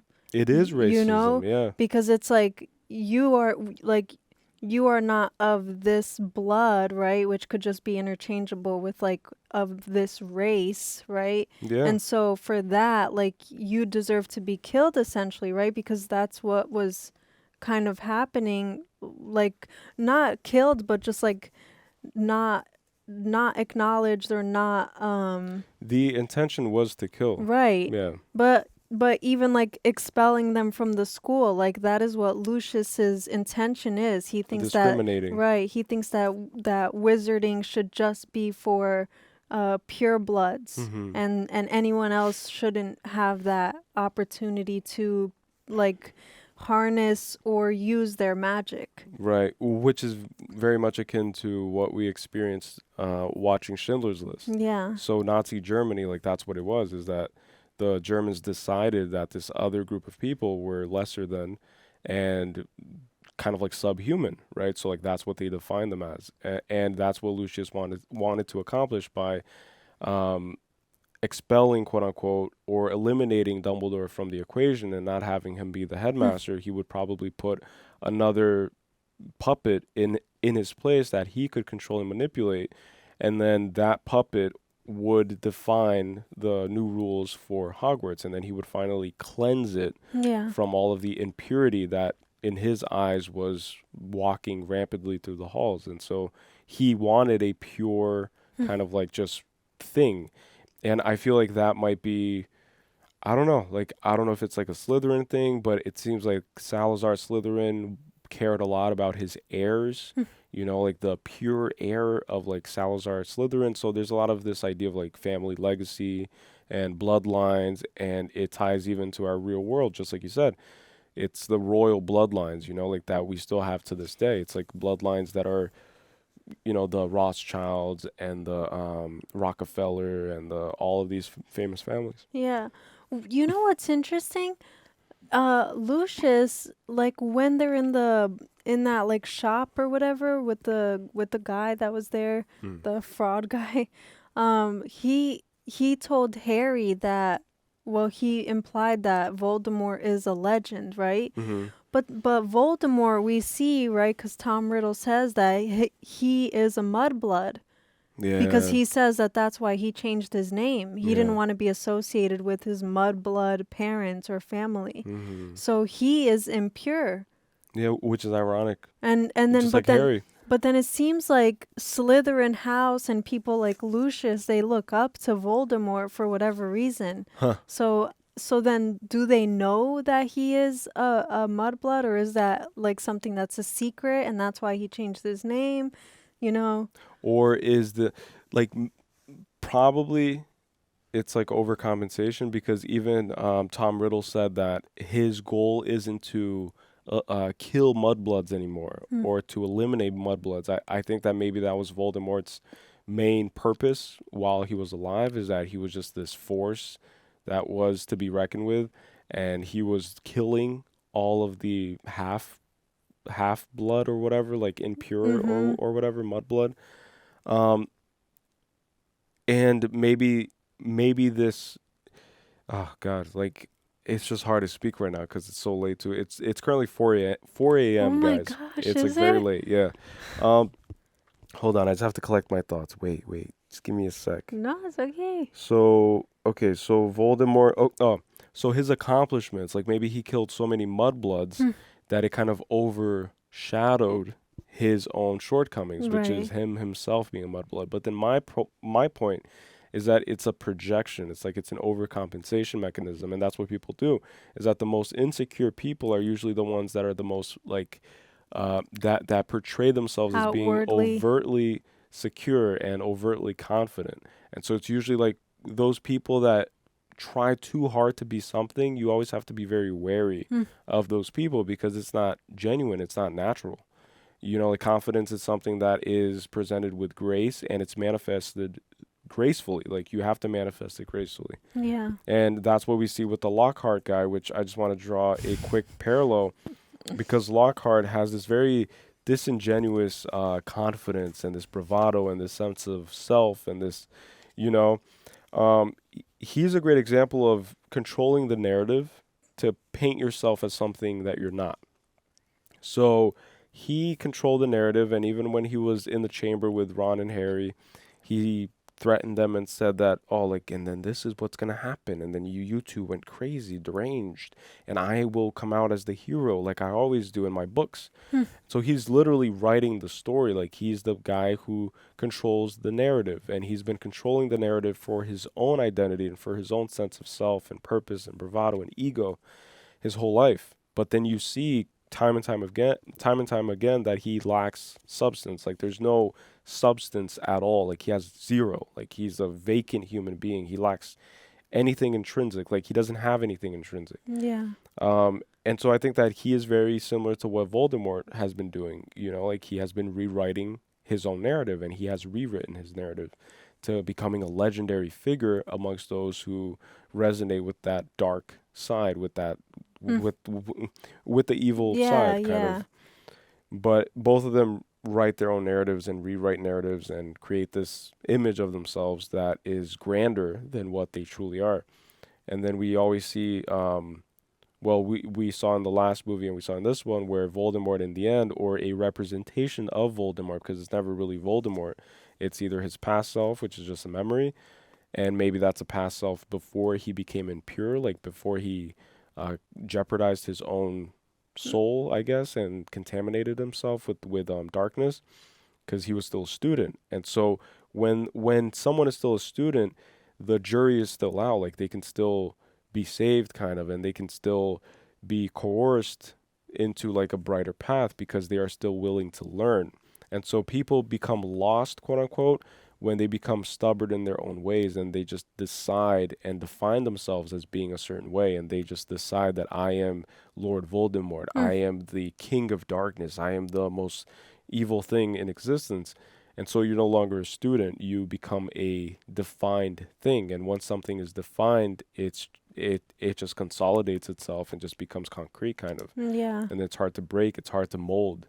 And so students can be moldable, or students are moldable, and you can mold them into different things.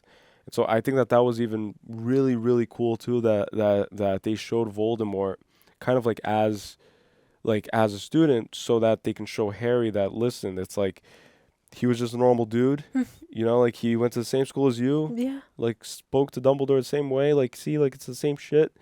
But look, like one little twist and turn, like one decision can result in defining your life forever as being something that you don't want to be. And even Dumbledore said towards the end of the movie, he said that it's not our abilities that define us, but it's our choices. And so like Dumbledore made his choice growing up, and then Voldemort made his choice growing up, and then Harry will make his choices growing up. And that's going to define who you are and not your abilities, because Harry has the same ability to speak to snakes, you know, this parcel tongue ability, and he can speak, and it's the same ability that Voldemort has. And then I also feel that it's brilliant, this idea that when Voldemort tried to kill him, he also imparted in him some of his abilities. Mm-hmm. Because then it's supposed to showcase this idea that everybody has both light and darkness within, but also that when you have a pure sense of self and a pure and confident sense of who you are, and you're surrounded by people who love you, who genuinely love you and support you, then you can withstand anything. Like you can overcome anything. And even that darkness that tried to imprint itself on you, it still is not going to be able to completely contaminate your entire vessel and your entire being, because there's more good than there is bad.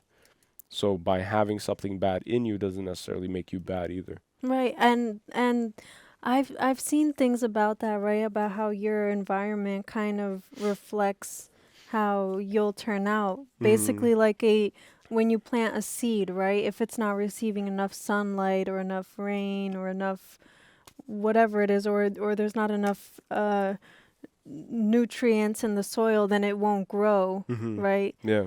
Versus a plant or a seed that's like very well nourished and taken care of, and then it sprouts into something beautiful. And so that's what Harry has, luckily, like the friend, but again, it was choices.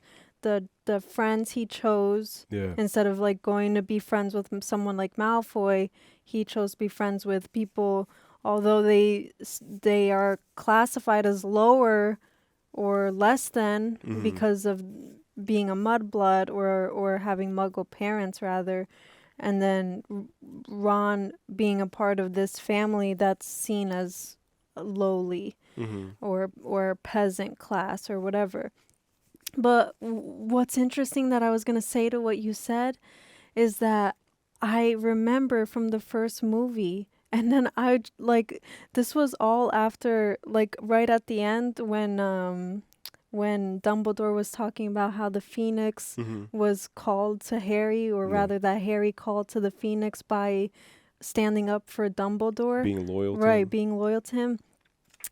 And it just, like, clicked in my head that their wand shares a phoenix feather. And they both, and it's only those two wands, so Voldemort's and Harry's. And that's why Voldemort, Tom Riddle, held Harry's wand. Yeah. So maybe that was also symbolic, maybe and like it's a like little I reminder. can use your wand, Yeah. kind of thing, because it's the other half of mine. It's the twin sorta. brother kind Yeah. of. Yeah. And it was a phoenix. Huh. Like, what are the odds of that? That's actually a great catch, because I would have never thought of that. I was like trying to connect. I'm like, wait, Wow. because Ollivander, right, is the wand guy. He said that there's only one other one, and it's the one that gave you that scar. So Yeah. that was Voldemort. Huh. And then, anyways, what was I gonna say? But exactly that, right?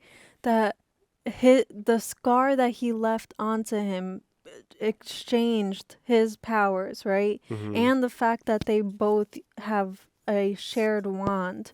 And so they're literally split down a crossroad, just like you're saying. There's the one who turned out evil and corrupted and power hungry, and then there's the one who's kind of just climbing into a power, right? Like who is the boy who lived against this person who basically doomed him, or tried to doom him from the very start of his life. Yeah, and Voldemort can be viewed as a force that brings death or a force that takes away life. And then Harry can be viewed as a force that brings life, because every time that Harry is involved, it usually ends with him bringing life to someone. So he brought life into Ginny again, and he brought life into his friends, and he brought courage into others, and so he's kind of like a good luck charm. And then Voldemort seems to be the opposite. Like, he's kind of like a bad luck charm. It's like wherever Voldemort's involved, it's like, oh, there's trouble. But wherever Harry's involved, like even Dumbledore kind of like smiled at Harry proudly when he stood up to Lucius and kind of like looked at him and said, like, I'll always be here. It's like, I'm not freaking scared of you. Like, I'm not going to back down. Like, I'm not scared. Because Harry, deep down, I feel like Harry knows that these beings and these like evil entities, they all operate off of fear, right? So if you have fear in them, then you, again, like, you give them credence, like you give them more power.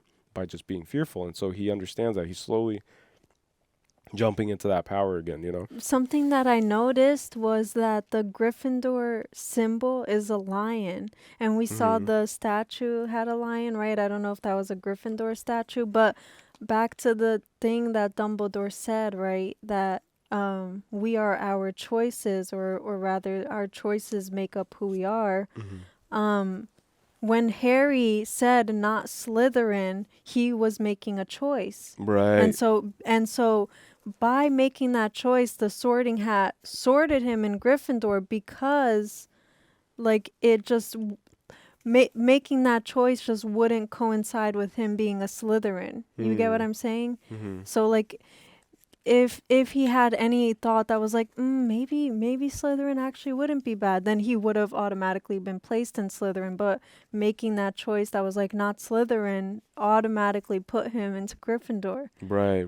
And then it's reflective of his character more, if that makes sense, you know? What's the animal for Hufflepuff? Is it a badger? Is it called a badger? I don't know. I didn't even see what it looks like. I'm just going to call it a badger because it looks like a badger to me. But if I'm wrong, just correct me if I'm wrong. But in that statue that showed the lion, it also showed a lion with a badger. So my guess is that there are 4 schools because Gryffindor, from what I'm gathering right so far, is that Gryffindor is the epitome of good.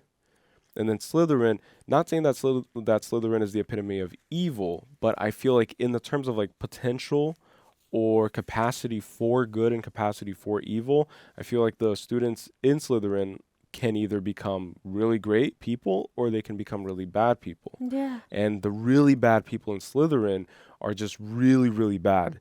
And then same thing in Gryffindor, like you can become a great person or you can become a really bad person.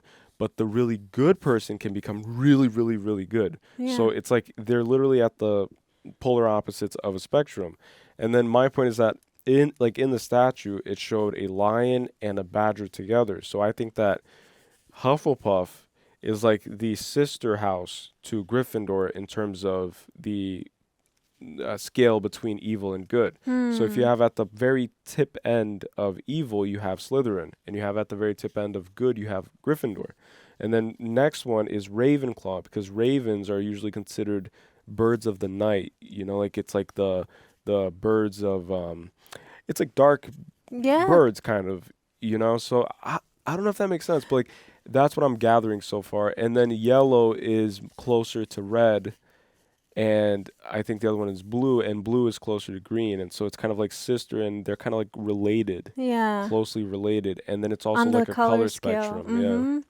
Yeah. You know what's interesting? And that's why I pointed out the lion, is that I think obviously that the house sigils or symbols are meant to be symbolic of the kind of student that falls into that house. So whoever falls into Gryffindor is someone with courage, right? Because that's what a lion represents. A lion is courageous. Right. And so we see that with like Ron, Hermione, Harry, even Ginny, right? Longbottom. Like we see the like similar elements in all of them of this like courageous thing, like the way they stand up for each other, or the way that they protect each other, or the way that they kind of like aren't afraid to, you know, explore, to whatever, to solve things, like, you know.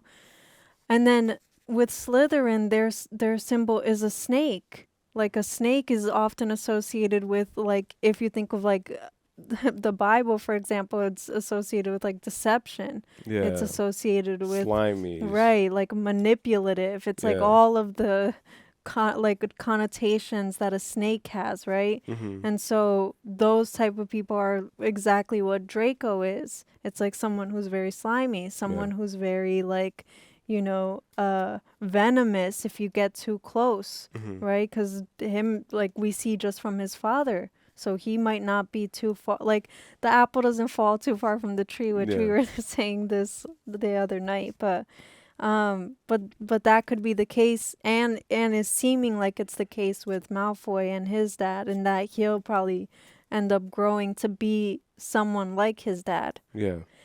And they all, not all, but if Tom Riddle / Voldemort was a Slytherin student, right? Then they all kind of have that as a role model. Right. And that's kind of what they to aspire towards. Right, even if it's like subconsciously, because he was the greatest wizard that came out of Slytherin. And he's famous. Yeah. Right. So humans usually want to be famous. Yeah. Yeah. And then the Raven, what's interesting is I thought of like Neil Gaiman's poem Nevermore. I'm pretty sure it's a raven that comes, and the raven is kind of like a messenger. So maybe Ravenclaws are very like very like communicative, or maybe very cuz the kid that said the kid that was like face to face with the snake was a Ravenclaw, because I looked at his little jacket emblem, yeah, and I made like a mental note. But maybe they are very what's the word I'm looking for? Like very I was going to say communicative, but I don't know that. Like, I don't know exactly, because what sucks is we don't really see much of the other two houses, but I'm connecting it because in the Neil Gaiman poem, the raven is delivering a message. And so maybe that's what ravens are too. You know how they like, bring like a bad omen kind Yeah. of sometimes? Or Yeah. is that a crow? Who knows? Okay, anyways. But I have a theory basing off of what you just said, right? Because again, like we haven't seen much of all the other houses, the other two houses, but what if the chosen one, which is Harry Potter in this case, he embodies, just like Dumbledore said, he said that you're very courageous, but you're also you also have a propensity for breaking the rules, right? So he has like these like Slytherin characteristics. It's like, but you're also very slimy, also sneaky. It's like you're honorable and you're virtuous and you're courageous, just like a Gryffindor, but you're also slimy and secretive and sneaky, just like a Slytherin. And then the other characteristics, basing off of the animals that I could kind of like think of and guess, is if it's a badger, then badgers are usually like very resourceful. So I think that Hufflepuffs may be more resourceful, and then Ravenclaws, they may have more foresight. So like birds, right? Like birds are like high predator animals, and they have like higher vantage points. And so maybe they have more like foresight, and that's what Harry also has. And so he has this like intuition that can be viewed as foresight. Like when he decided to just get the tooth and just like stab the book itself, like that, like nobody told him like, hey, like this is how you dispose of Tom Riddle's diary. Like there's no, again, everything is new. So he's always coming across or coming into new experiences that have been unwalked. Like I don't know the words today, but like paths that have yet to be paved. Like he's the first one paving it. So he embodies all of it. Yeah, so he he's like a little bit of everything. Yeah, he's the full gamut. Yeah, because everyone else that we see, like Malfoy is just slimy and just like malevolent, just like sleazy and just, you know, like untrustworthy. Like Malfoy hasn't really presented any like courageous, virtuous traits yet.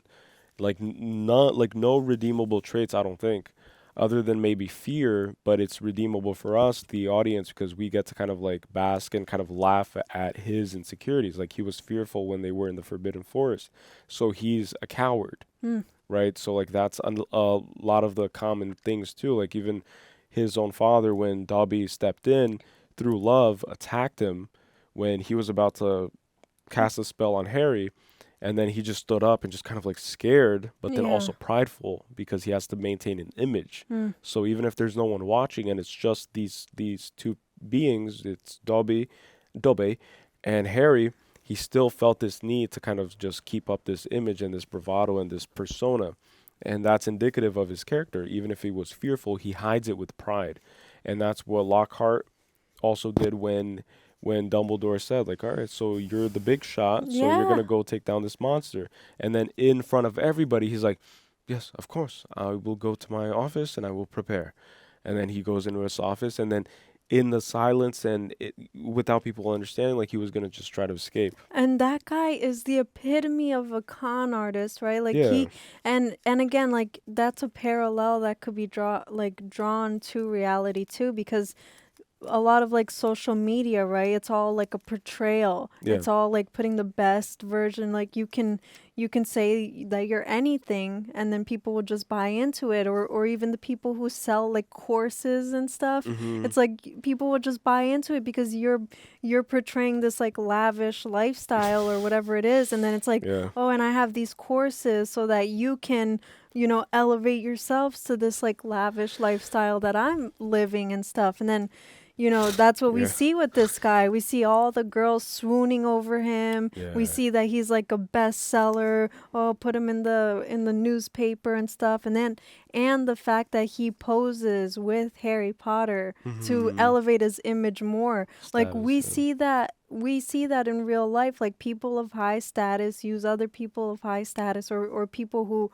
aren't of high status who use people of high status to boost their own, and then that's what, like, we just see that a lot, is my point. To climb the societal ladder. Right, exactly. Yeah, yeah, And yeah. then they don't have any real like substance or any real Value. value that they're offering, Mhm. other than, this like depiction of themselves as like all of it is just a facade, is my point. And All so of it. that's what it was for him. Like he wrote this book about, well, I'm guessing it was a book about like His his adventures as a abilities, wizard. right? His Yeah. abilities as a wizard, and then we see that every time he gets the opportunity to display those powers, that he fails miserably. So he makes Harry's arm all like wonky instead of fixing it, and then he kind of like cowards out of the Chamber of Secrets. So it's just crazy. Which is ironic, right? Because look, I just had this thought too, like a person that is as egocentric and as narcissistic as Lockhart is, you would think that it would make more sense for him to hone his own abilities and to become the best possible wizard he could possibly be in order to kind of deserve all of this grandeur that Yeah. he's been crafting for himself in the public, right? So you would think that behind the scenes, like he's just like meticulously just working and just practicing and just really becoming the best he could be, so that when he's in the public eye and people are like, all right, now prove it, when he's put to the fire and put to the test, he'll gladly prove it and pridefully do it to prove that he is actually that.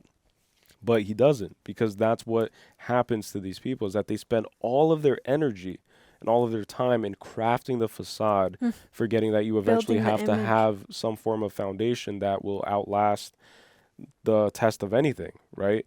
And so like that's what we like really, really see, and I think that that's just a clear sign. And I don't know how many of you guys have been on YouTube since its inception, kind of, but I remember this guy. He was like one of the biggest con artists on YouTube in the history of YouTube, I think. Ty Lopez, I think is his name. And he would always appear in like YouTube ads, and every video of his was just him in his garage. And then he would open up every video like, here in my garage, the success, the key to success is knowledge. You got to read books. And then meanwhile, he's just kind of just standing in front of his Lamborghinis and stuff that he was renting. And then apparently he had like investors that were like behind the scenes helping him create this image in order for him to sell a course on how to become successful. Oh my And so gosh. that's the epitome, and that just shows where we're at in society, is that you have people investing all of their energy, all of their soul into crafting this delusion, and then selling you on the idea of creating any substance. So it's the delusional ones that are in run of the asylum, like they are controlling the asylum. It's like we've allowed the inmates to control the asylum. And that's what we see, like when we let ego and pride and all of these kind of just very superficial, low vibrational emotions control us. And Yeah. it doesn't come from a pure place of love, right? Like love is the ultimate emotion. I feel it's the ultimate source for any action. Like it's the most virtuous source for any action. And yeah, like I just found that interesting. Yeah. All right, so I'm gonna just speed through these notes because a lot of them are just like thoughts that I just jotted down just to remember. The mandrake cries, returns petrified people to normal. I guess that the thought that I had, which may not make sense, but I feel like the fun of these reactions is just like trying, and then maybe someone else out there can complete it for me. It's like that's the beauty of, I think, any type of creation and art, if you will, is that you like do your best and then you allow other people to kind of like draw and just fill it in and just complete it for you. But the mandrakes cry. The mandrakes reminded me of a newborn child, right? So it's the newborn purity. It's the purity found in the newborn child. And again, like this is a movie about impurity and purity. Like purity, like what defines something as pure. I saw it as a newborn manifestation of Mother Earth, kind of. So it's like it's the direct child and descendant of the earth because it's literally pulled and it's the root, right? Like it's literally a root. So it's the root of everything. And the root of everything is what? It's a newborn child. It's the purity that's contained within that, and that's why they chop it up and they create this blend and this potion, and then people drink it and they become unpetrified and they become normal again after being petrified by the absolute evil in this world, like by the most monstrous being. And so the antidote, is it antidote? Antidote. I can't speak to that. The antidote for curing someone who has been petrified by the sheer fear of witnessing the most monstrous thing in existence is the most pure thing in existence, which is a newborn manifestation of nature. It's like that is nature made animated, that is nature made manifest and represented as this root. So the root to everything, the root solution and medicine to everything is purity. And so it's ironic that humans try to define purity through classism, through superficial means. You know, it's like it's the house you have, it's the color of your skin, it's the color of your eyes. If you don't have blue eyes, then you can't join this club. If you don't have blonde hair, then you can't join this club. And it's like all these like metrics that we use that are so flawed because humans are flawed and everybody's flawed and nobody's perfect. But everybody is pure, and the pure is when they're born. So even if you get someone like the Big H man, you know, the Big H name that I don't want to say on this channel, I don't know if you could say his name. You could technically say because it's a human being. I don't know. Like again, like we're like you like say his new to like first name. YouTube, yeah. So Adolf, right? So Adolf was once a baby. So he was once pure. And like that's the whole journey of life, I feel, is that you try to go through life while still clutching and retaining as much purity as you can. And most people just lose themselves completely. And it's sometimes not their fault because of their upbringing, because of their parents. Apparently Adolf wanted to be an artist, and he was a great artist by means of like defining art as great, you know, like a painter of sorts. And maybe if he had gotten the validation that he needed or craved or desperately wanted, as an artist, he would have maybe become a great artist. Like, who knows? Like, maybe in an alternate universe, like there's a universe where Adolf is mentioned with Leonardo da Vinci, you know, like as like a great artist of his generation. But it just so happens that people lose their purity, is my point. And I just found that beautiful because it's the cry of a baby. Like, it's a cry of a newborn child that snaps people out of fear. Because also, and this might be crazy because like these are all just like rambling, just like flowing in right now. But like it's just so random, right? That we have fight or flight. If you're in a flight mode and you're fearful of a snake that came into your home and you're a caveman, right? Just for intents and purposes of like demonstrating this idea, like you're like a primitive cave person and your wife is asleep and you have a newborn child right there. And you see this venomous viper cobra snake that came into your hut, and you wake up and you see it. You're scared of the snake, scared shitless because it could kill you. But then you look to your side and you see that your newborn child has been awakened by the snake's presence and it's now crying. And so you're about to escape instinctively, but then you hear the cry of your newborn child and you're like, fuck, like I gotta fight. So it gives you a reason to fight. And so you look at that snake now and you don't view it as something that you're fearful of because you snap out of being petrified. Like you could have been like, oh my God, it's a snake. But then you hear your child cry, and then it reminds you of like that purity. And the reason why we live is because of this purity.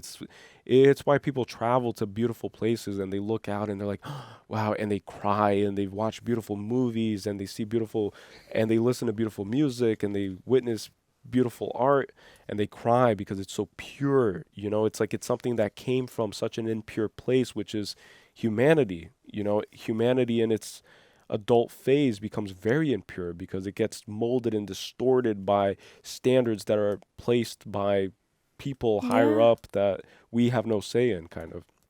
And that's just a random rant. No, but that, like, all of that is so well said. I was thinking the same thing about the mandrakes reminding me of a newborn, especially because those were baby mandrakes. Yeah. But what I was going to say is that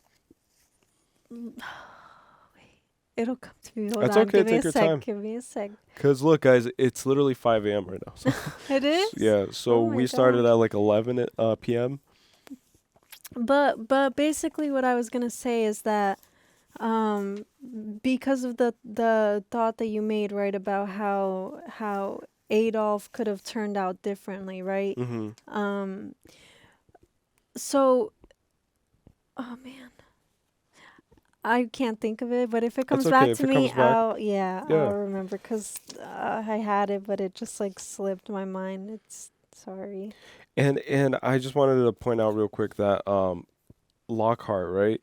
He is a narcissist. He is someone who is completely obsessed with his image, just like the story of Narcissus, and that's where that term comes from, is that apparently this person that was named that became enamored and obsessed with their own reflection in the water. And then that's where it comes from, is the obsession with the representation of oneself within the world, kind of. And I feel like that's what keeps Lockhart really locked in, which is interesting, right? Because his name is Locked Heart. Yeah. So he has like a locked heart because all of his attention is focused on the superficial aspects of existence. And so nothing is really founded in love.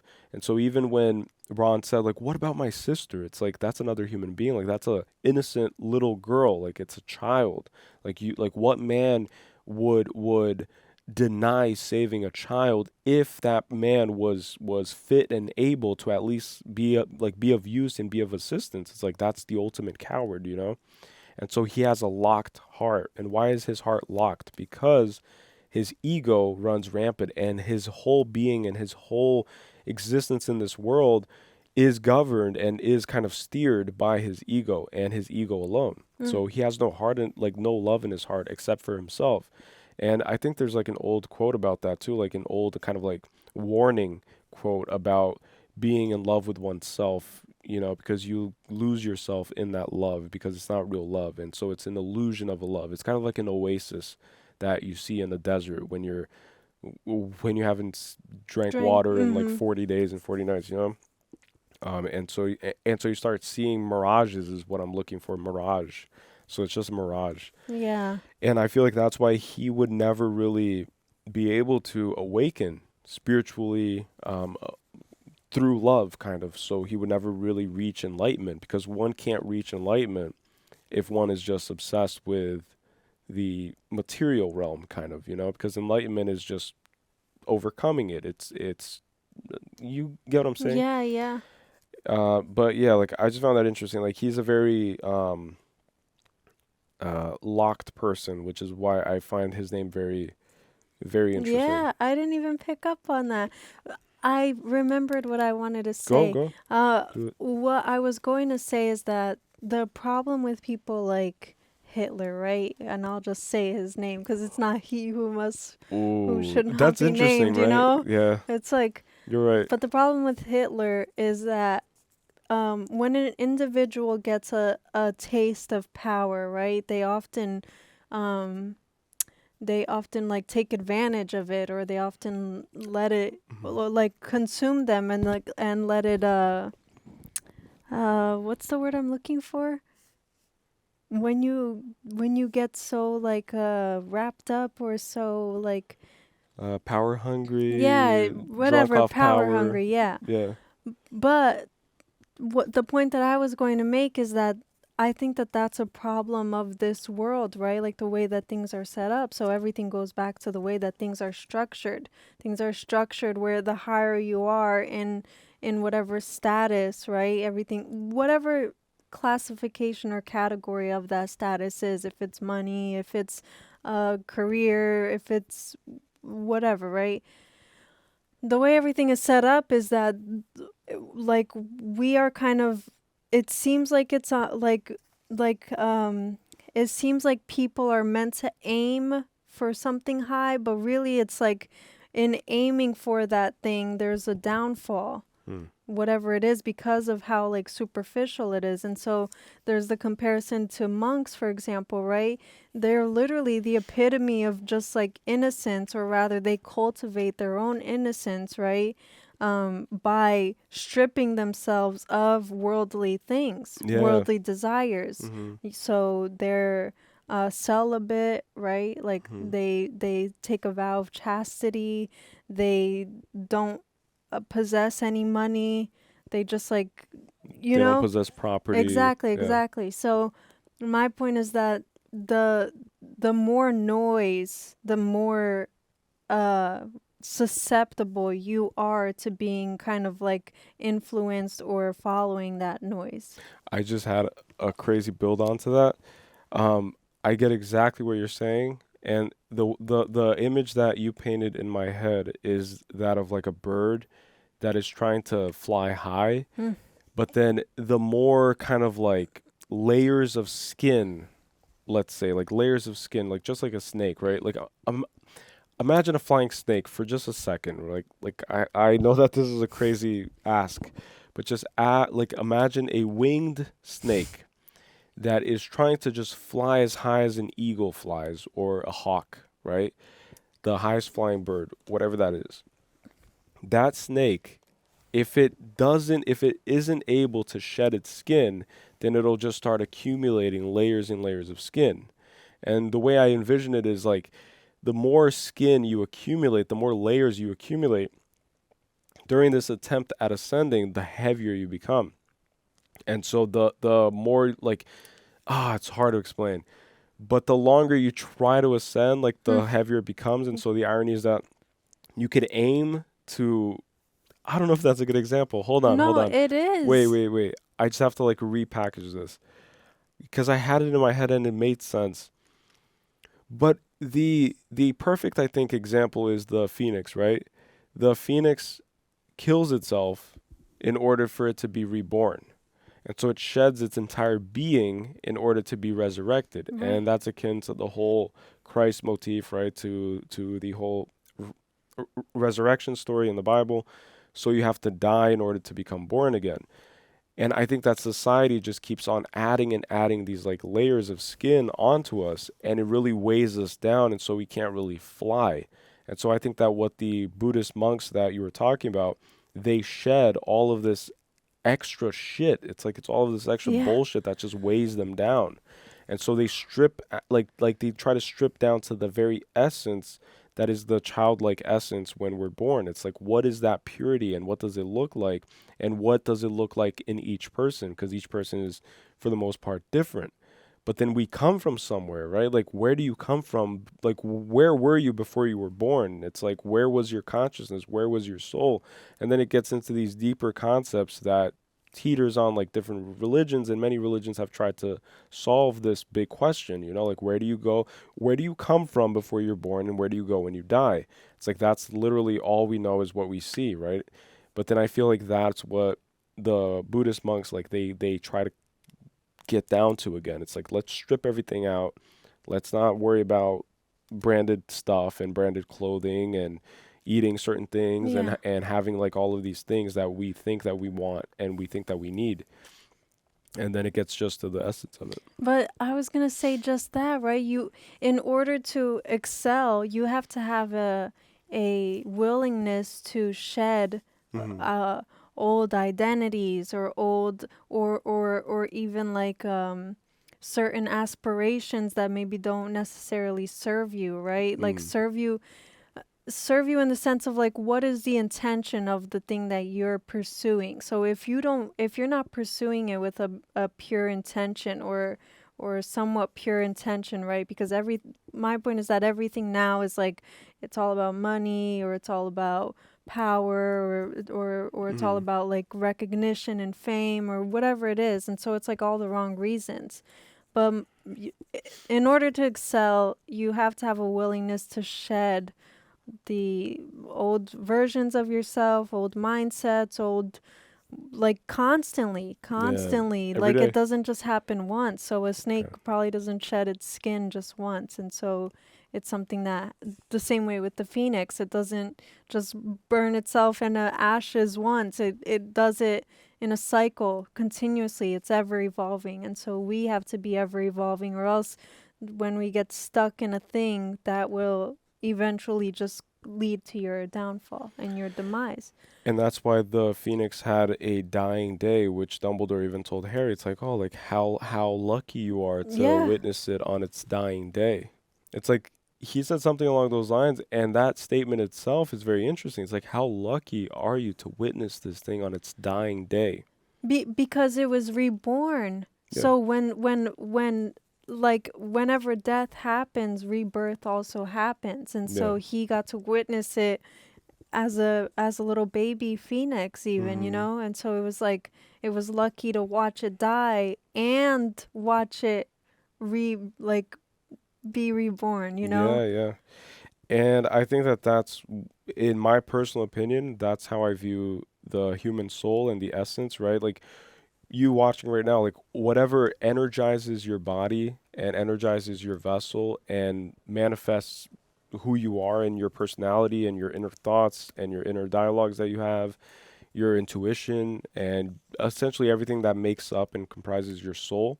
I feel like it's just so much, right? Because when you see a dead body at a funeral, like you see it cold and it's beginning to rot and it's beginning to whatever, and it's inanimate. Like you see a representation of the person you once knew, but you know for a fact that that's not the person, because the person you once knew has gone, right? So like, think about that idea. It's like you see the body right there. So if we were really truly ourselves and our body and just our bodies, then people at funerals, they wouldn't cry as much, because it's like, you're still right there. I see you.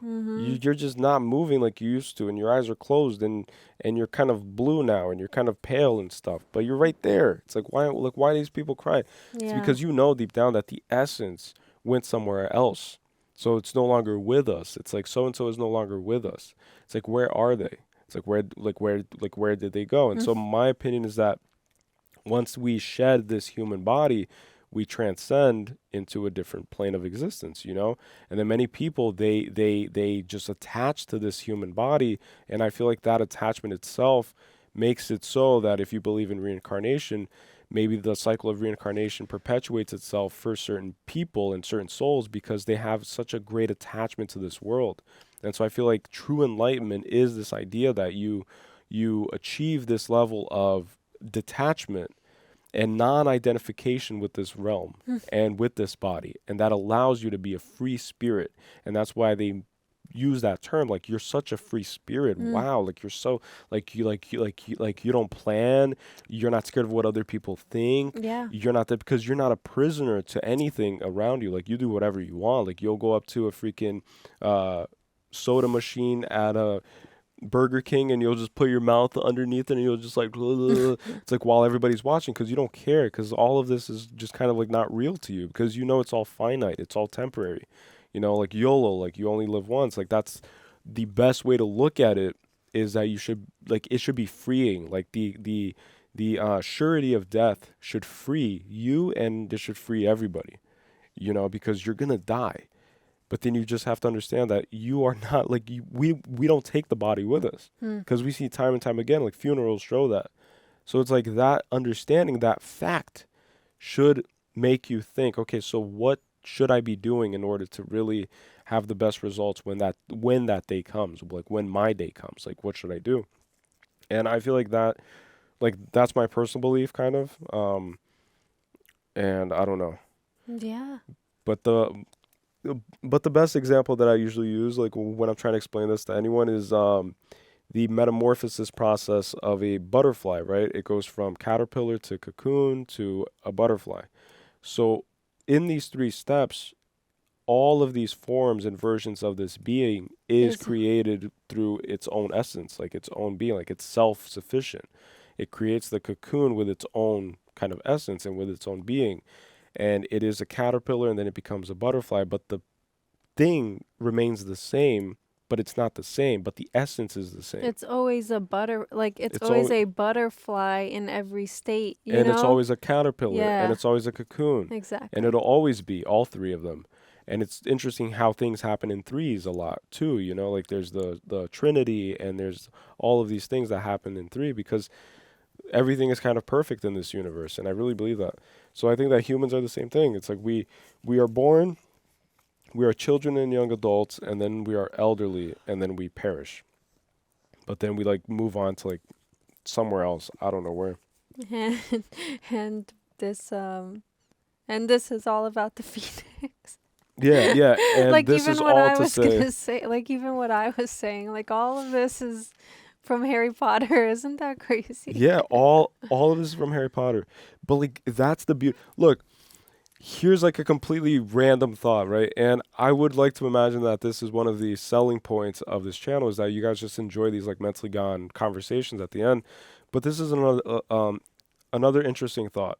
There's something called Twilight language, and essentially what Twilight language is the use of like certain types of language to teach and to define things and to define reality. So if you look at the Bible, for example, it's filled with like metaphors, it's filled with parables, it's filled with allegories. If you look at any religious text, like that's how it's written very poetically, very artistically. It's not really written all the time, like literally. Like obviously there's literal parts of the Bible, there's literal parts of the Quran, there's literal parts of every religious text, of every book, of every of every Scripture, yeah. But my point is that if you take Plato's allegory of the cave, right, and you have that idea of seeing those shadows, and those shadows being a representation of the perfect form or the perfect world of forms, right? That's what movies are to me. Like I'm trying to really develop this idea on the spot live to like with you guys, so bear with me. But movies to me are the moving shadows within Plato's cave, right? Like you can view movies and you can watch it and be like, oh, entertainment, woo, woo, wow, that was a great movie. All right, guys, so we like that movie, and yeah, see you guys on the next video. It's like it could be that. I could easily do that. I could easily keep all these thoughts myself and just be like, oh, wow, woo, wow, and then at the end just be like, good movie, kind of whatever movie, bad movie, bye, guys. But like my point is that those shadows on the wall are what like the modern version of those are movies. And I think that in the shadows, they represent the deeper truths of reality. And they hold the keys and kind of encrypted, like it's like a game, like life is a game, right? So I think that these movies, they try to convey to us all of these like deeper secrets, and that's why they're always filled with like symbolism. And I've seen a few comments of people being like, no, like this movie is just this and nothing more. Like not everything has symbolism, not everything is that deep. I completely disagree. I think everything is infinitely complex and deep. Like I can look at this pen all day and do a 10-hour long video of just describing this pen to you guys and drawing connections between other things and what I think about this pen. I think everything is. But my point is that that's why I love doing these videos, is because of that. It's because I feel like that's what we do when we watch these movies. Like we're watching these moving shadows, and then contained in this movement of the shadows and contained in the shadows themselves are these deeper answers and truths to reality, to the complexity of how the world works. And I think that that's what is more like needed more now, more than ever, because everything's so superficial.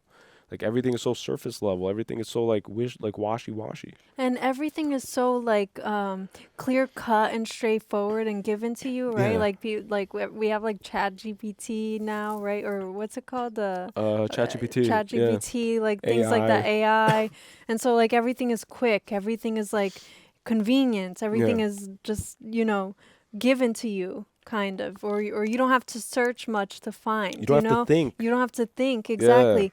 But the beauty is that, like, these movies, they don't tell you what the character is thinking 24/7. They don't tell. There's a reason for that. Like, in that silence, or in the, just observing, there is room for interpretation. And that's purposefully done. And so filmmakers don't just say, like, okay, I'm gonna add this just because it'll be fun. Yeah, because it looks cool. Yeah, there's so many Sometimes.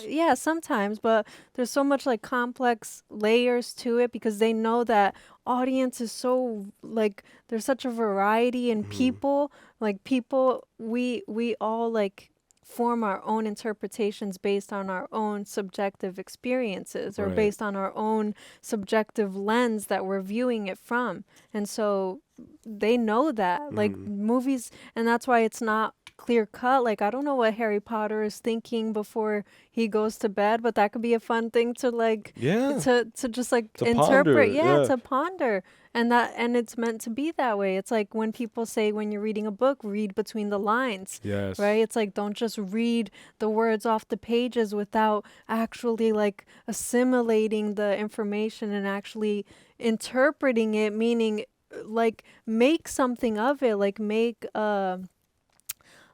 give it meaning for yourself. Yes. Right? Filter So through your own don't just framework. read a book and take its information and then that's it. Like, the point of books, or the point of movies, is to watch it and read it, is to experience it, and the point of life, to experience it and make a meaning of it for yourself. Absorb it as your Right. own. Exactly. Everything as your own. Exactly. Very well said. But also, we are taught as kids, from a very young age, to identify what the moral of the story is.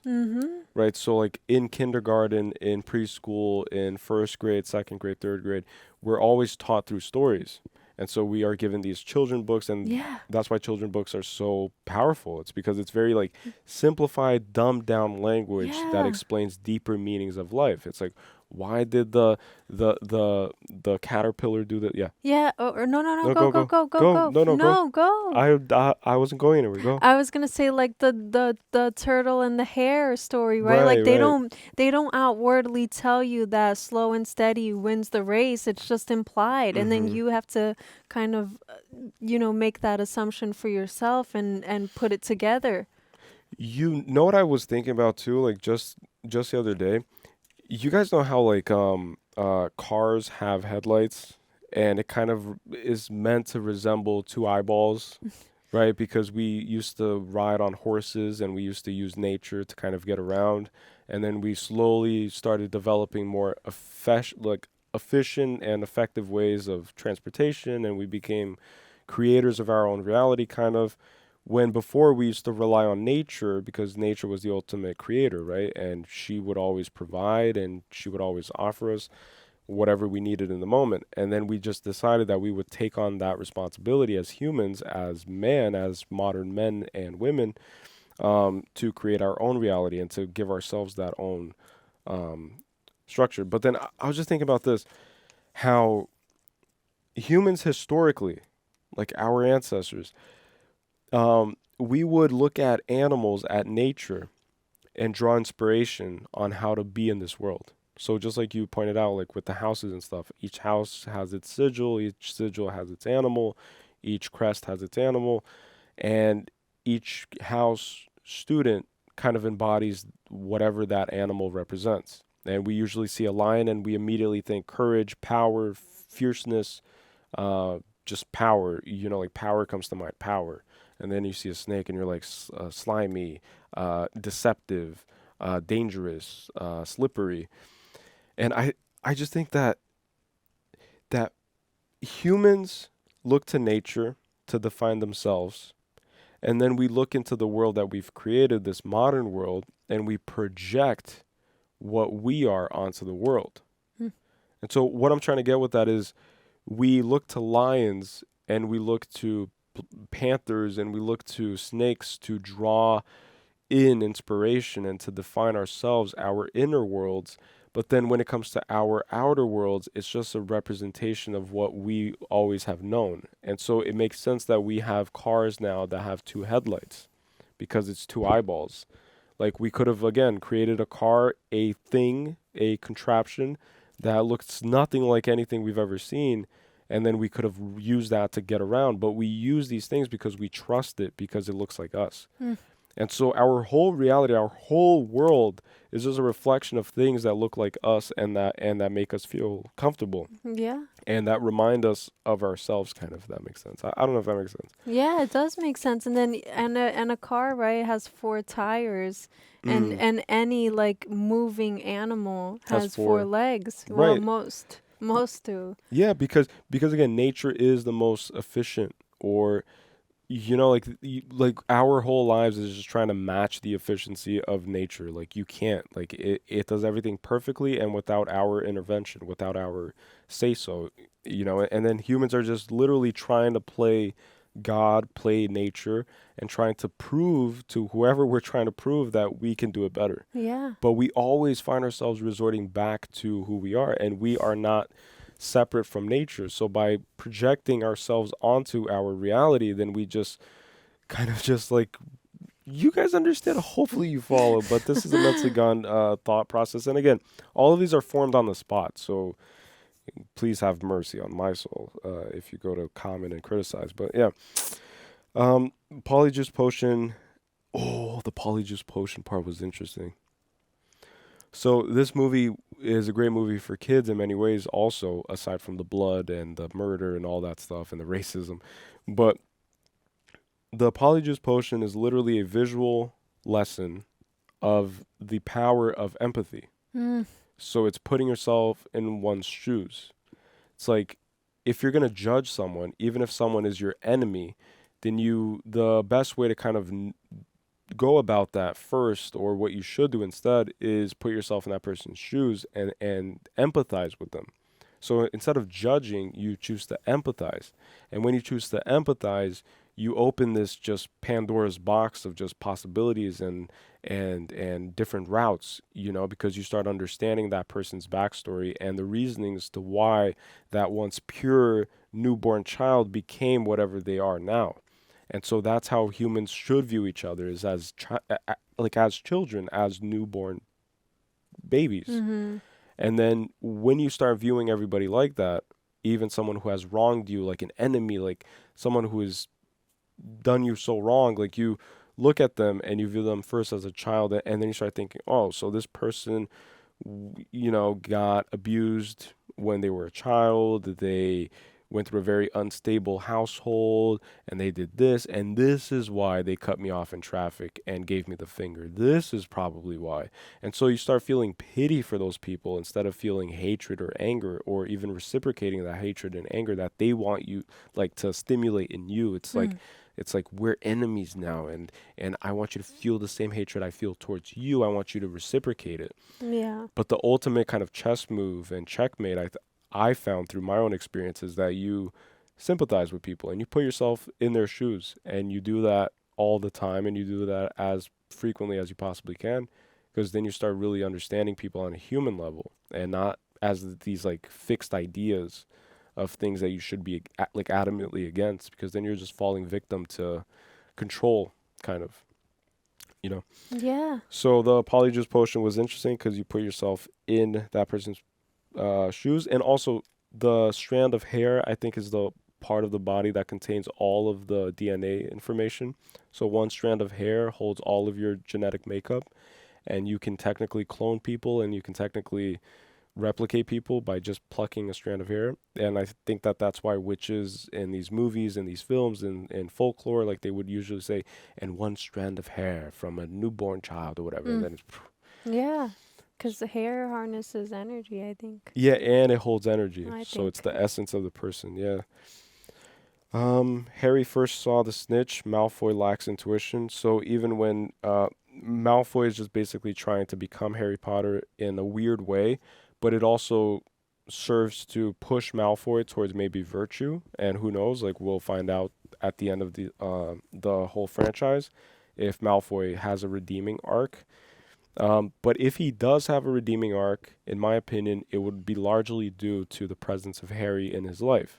Because I feel like you are only as great as your enemies, or you are only as great as your opponent, kind of, right? So you have to basically elevate yourself, but you elevate also the person that you're going against.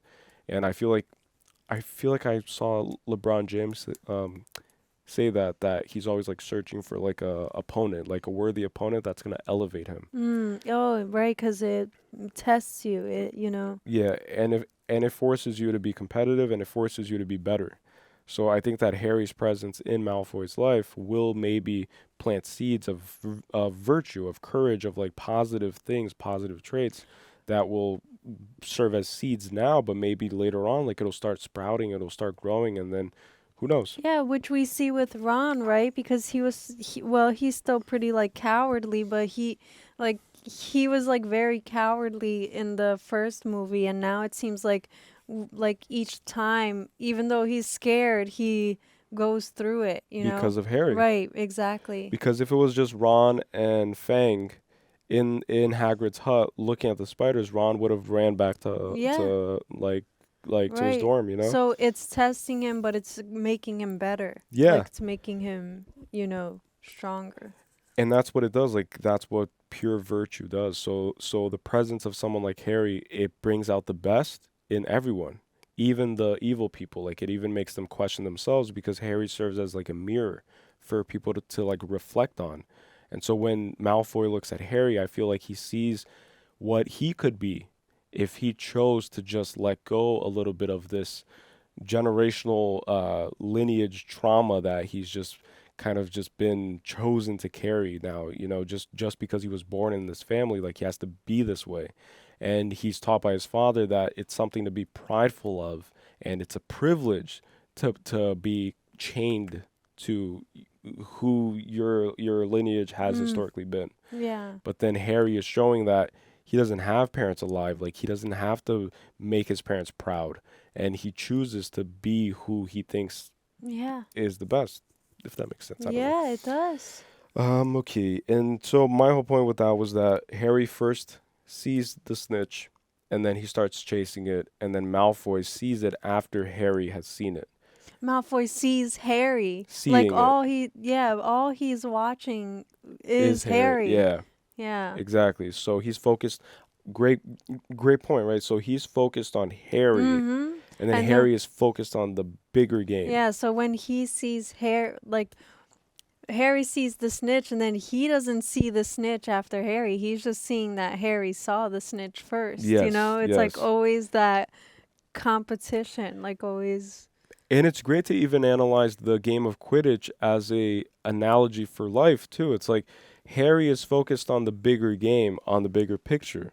It's like what will help his team win this game. And then Malfoy is only focused on being better than his opponent, which is why his way of looking at life is flawed, because he's like losing track of the bigger game. The bigger game is to save all of humanity, let's say, from this evil force called Voldemort. And then in this game of Quidditch, it's like the biggest purpose and the biggest virtue, the highest virtue, is to catch this snitch and gain a win for your team and for your whole house. And then they gain points or whatever at the end of the year. But I feel like that's also very purposeful. Like it's very interesting. Parcel mouth, parcel tongue, being able to speak in the language of secrets. I'm going to get to that in a bit. Phoenix, dying day, tears have healing powers. I found that very poetic. Sorting hat is a spirit guide. That's what came to my mind too, is that the sorting hat is like a spirit guide of sorts, right? So it knows your soul's path. Yeah. I'm still going through puberty at 26. It knows your essence, and it knows your heart. And that's what it does when it sorts you into the house. Like it judges your heart, I feel. And it could be compared to the Egyptian Book of the Dead, right? When they weigh your heart against a feather. And so I think that that's what that sorting hat kind of represents. It's the judgment of your soul, and it's in front of the whole world, and it's in front of all. And you are later just kind of like classified in this route, in this road, if that makes sense. I don't know. Yeah. And I say that a lot, if that makes sense, because I don't. No, These are all like fresh, new thoughts that are just spewing out. It does make sense. So the sorting hat to me is like a spirit guide. And we have Cornelius Fudge, which is the Ministry of Magic. 12 Governors. Aragog killed the girl, June 13th. Tom Riddle, 50 years. Help will always be found at Hogwarts for those who ask for it. I think that's why the Phoenix came, and I think that's why the Sorting Hat came, because again, like the Sorting Hat is like a spirit guide. It kind of like guides you, and I don't think it's for who asks for it. Like, I don't think you have to ask for help. I think that you have to be deserving of it.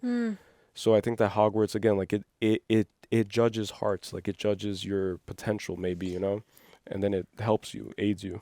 Is it weird to say that I also feel like Dumbledore can predict or predicts like that, predicts when something is going to happen, you know? Yeah. Like, I feel like he kind of has it planned, if that makes sense. Like, he knows that Harry is going to find the Chamber of Secrets, and then he, you know, kind of facilitates the Sorting Hat and the Phoenix to find him when he's there. You know what I mean? Like, Yes. I feel like Dumbledore has like a foresight, and we see that he has a capability that no other wizard has, because he sees them underneath the invisibility cloak. And so I think that he allows like Harry to kind of go through these trials and tribulations because it just strengthens him as a wizard. And so he kind of just like, but my point is that I think that it's all like pre-notioned already. Like it's purposeful. like he knows, like Dumbledore knows that it's going to happen and then just allows it to happen. And that's also seen in like most religions, right? Is the idea of God or source or the universe. When you ask it for strength, when you ask it for strength, most people expect to receive strength without any effort put towards cultivating and building that strength. And so what God does is, if you ask for strength, then God will give you obstacles, and it will give you extra weight for you to carry and for you to just fight against that resistance in order to develop muscles, because it's with the negatives that we develop, you know, like that's how pictures work. And so I think that's exactly it, is that if you ask for courage, then you're going to be given opportunities to be courageous, to exercise that courage and to develop that courage and to be courageous. Yeah. And if you're asking anything, you can always expect the opposite in the full kind of like extent or the full intensity of your desire for that thing. So if you really want to be courageous, then you're really going to have to like prove it. Yeah. And like really be placed in the position where you're going to have to really be courageous. And I feel like that's how the universe works. And it's to your point, like I think Dumbledore is this all-seeing wizard, which again, like to me, like he gives the vibes of like God kind of, because God is omnipresent, it's all-seeing, it's ever-present, it's everywhere. But it doesn't really intervene directly. And that's why people say like, oh, like if God is real, then why did I get this? And why did my grandma, because my grandma passed away from cancer. It's like, why did my grandma get cancer? And it's like only God knows, like only the creator of the universe knows. And if you're not religious, like you don't have to be, because I don't subscribe to any religion. And I'll always say this just for newcomers and stuff. But I'm a spiritual person, and I gather from different religions, and I like to piece together my own kind of like puzzle in this life. But I feel like that's what God is that you don't understand it because you don't get to. Because an ant can't understand or comprehend what a human does. Just like a human can't comprehend what a God does, or what God does, or what the creator of the universe does, or what the universe itself does. Yeah. Yeah, so I agree. Like I think Dumbledore is allowing it to happen, but then my question is he going to do that for every single movie? And when does it get to a point where Dumbledore is also surprised? It's like, oh my God, like, oh, like. Yeah, I'm like, waiting. Oh, shit. He never seems surprised, though. He never seems panicked. He never does, and then that's why he's like, I'm going to reward you at the end, you know? Because it's more like, oh, okay, so you passed my test. Like, like it's almost as if he's testing his belief of how great of a wizard Harry is, you know? So then he's like, all right, I'm gonna let him go to the Chamber of Secrets, because where is the rules and regulations on this school that kids are always like, especially Harry and his friends, like they're always out during the hours that they're not supposed to be, Right. and nobody is batting an eye about it. There's Yeah. no one like keeping watch, you know? Yeah, and I don't know about you, or I don't know about you guys, but when I was in school, like growing up, if you had a kid who was really unruly and just really couldn't sit still and couldn't just behave himself, the teacher would assign even like an assistant to sit Yeah. with that student and to keep an eye, Like like a an close aide. eye on them. Uh-huh. Yeah, because that kid warrants an aid, like it warrants extra eyes, extra attention. And then whenever we would like switch in between teachers, like that teacher would tell the next teacher, like, listen, like that one over there in the back, he's a troublemaker, so keep an eye on him. Yeah. But then in this case, like in the last movie, you know, like they always kind of wander around, Yeah. and then Dumbledore allows them to still have that freedom, which you would expect them to be more closely watched, but it's not the case at all.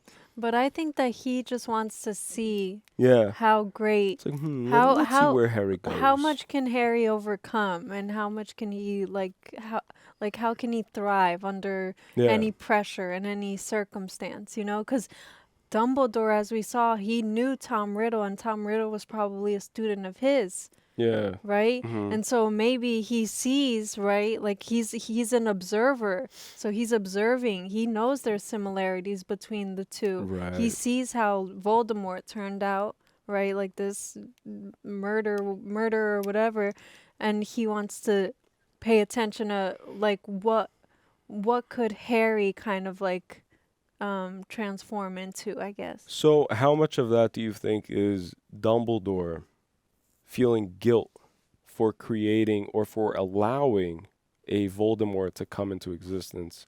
And how much of it is Dumbledore treating Harry as his pet project of like, I wonder if I pay close attention to this one, who also presents the same potential as the last one did, what if I intervene a little bit and just really like put more effort this time around, I can save all those people from dying at the hands of this monster that was created from my negligence and from my decision to not intervene and to not, like, you know? Yeah. Or what if, right? What if he's allowing Harry to build himself up as a wizard because Harry might have to be the one to eliminate Voldemort like once and for all, because Voldemort still exists, quote unquote, right? Like he's this like empty shell of a thing, Of a right? being, But yeah. he still exists because Quirrell had him on the back of his head, and then we saw his like spirit thing fly, you know? So then it's like, how does, like, I don't know if that makes sense, but I'm only saying it because if they are the like two halves of a whole, right? Like they share something, then maybe only they can face each other in that way. Like, I don't know. Yeah, But yeah. I don't know if that makes sense. But then also, then why wouldn't Dumbledore, who's as like powerful as he is, just not wipe out Voldemort once and for all? Right, which is what I thought too. Like, I think that's why Dumbledore acts the way he acts, right? Because if he's considered this almighty wizard, all-seeing wizard, like one of the highest-ranking wizards in this world and the most powerful, then why wouldn't he take this opportunity of Voldemort's weakness Yeah. and just like, I don't know, like trap him inside of a genie lamp or something? Like if he's just this ghost, like trap him Yeah. inside of it and then destroy it, or like do some like magical shit. But I feel like it's because of destiny. Like I feel like it's what you're saying is that these trials and these tribulations need to happen, need to unfold, because it's the natural order of the universe. It's like you can't have anything really happen in a balanced way if you're always intervening and if you're the one that's keeping things from unfolding in a certain Right. way. And so maybe that's the answer. It's that he just has to do it slightly better this time. It's like he could choose to slightly nudge Harry towards like the good side. It's like help him a little bit. But at the same time, like when Harry arrived at school, he instinctively chose to make friends with the friends that he chose. So that was before he even met Dumbledore. That was before, like, there was no intervention there. Right. So his heart is pure. And maybe that was the problem with Voldemort, is that he didn't have a pure heart. And it seems that Voldemort or Tom Riddle grew up in a similar environment to Harry, because he also didn't have a good home to go back home to. once Hogwarts closes down for the year. And I feel like Harry retained his purity and his love in spite of living in a very hateful environment that was set out to crippling and destroying his whole resolve and his whole soul, like his being. Yeah. He still retained and just protected that heart and that love. And maybe Voldemort was just weaker, and he just wasn't able to do that. Yeah. So who knows? But spiders are weavers of destiny. So in a lot of occult beliefs and occult philosophies, spiders are seen as these very divine beings because of their ability to kind of weave this intricate design that is what a spider web is. And they do so with such grace and such kind of like accuracy, if you will. Mm-hmm. Diligency. Is that a word? Diligency? Diligence, yeah. Diligence. And Hagrid said, "Follow the spiders," and the trail of spiders is kind of like a breadcrumb trail, and it led them to ultimately their destiny, because at that point they were confused. It's like, is it Hagrid? Like, who knows what it is and stuff. But once they followed the spiders, they were able to find their answers, and they started piecing things together. And so I think that spiders are very symbolic, and that's why they chose spiders. They could have chosen anything. Like, they could have chose ants, like a giant ant. Yeah. But they chose spiders. Weavers of destiny, follow spiders, intricate webs. I'm almost done. Basilisk is the snake. This is also a parallel to Medusa. So Medusa had the snakes in her hair, so she had snakes for hair, and then if you looked at Medusa directly, you would become stone. Yeah. So you would be petrified. Petrified. Oh Yeah. my gosh. And so that's what I thought about the basilisk snake, which is like very like telling, and I think it comes from that primitive, primordial fear of snakes, kind of, which is even shown in the Bible and in many religious texts. And I think that there's also a study done where chimpanzees, like, they see a snake and all of them run and climb up the tree like quickly, because if they see a snake, like, that's their natural reaction. And so I feel like snakes petrify you, and that's where this like fight or flight comes from. And that's why we have this weird relationship with snake, where most people, including myself, are scared of snakes. Like, if I see a snake, I'm like scared of it for whatever reason. And I've encountered snakes a few times in my life. And my whole family is scared of snakes too, which is interesting, right? Yeah. But Medusa, and then in the Greek story, I think it's Hercules that takes down Medusa. Or like one of those like Greek. I don't know. I haven't read Greek mythology in so long, but essentially like you can't look directly at her either, and you have to look at her from the reflection of your shield. And then this hero, like, he uses his shield, I think, and then like casts like a reflection, and then without looking, he cuts off her head. Her head. Oh shoot. And then uses her head to like do it. Monster snatched the girl Ginny and took her into the chamber. She was a virgin sacrifice. I feel like this probably also ties into some other ancient mythology, which I'm not aware of at this moment. Like, I don't have it ready in my head, but I'm sure that this trope has been used, and I would like to ask you guys to comment below, like stories that are similar to this. But a monster snatches a virgin girl or a virgin woman, and then retreats inside of a cave/chamber, kind of, or castle, Yeah. And I think that that's very symbolic. The 7 snakes on the door leading into the chamber itself, I associate that with the 7 chakras. And the number 7 is very sacred. The 7 days of the week. The creation story itself is done in 7 days. But yeah, like 7 is very interesting. Chamber equals sewer equals castle built on secrets. So I like how castles can present themselves as being grandiose and beautiful and majestic and strong and just all of these great qualities, but then every great castle is also built on secrets. Retains, kind of. Yeah, like there's always this like underbelly of just the underworld, right? So that's where this chamber was, and I think that that's what it represented, is the hell underneath Hogwarts.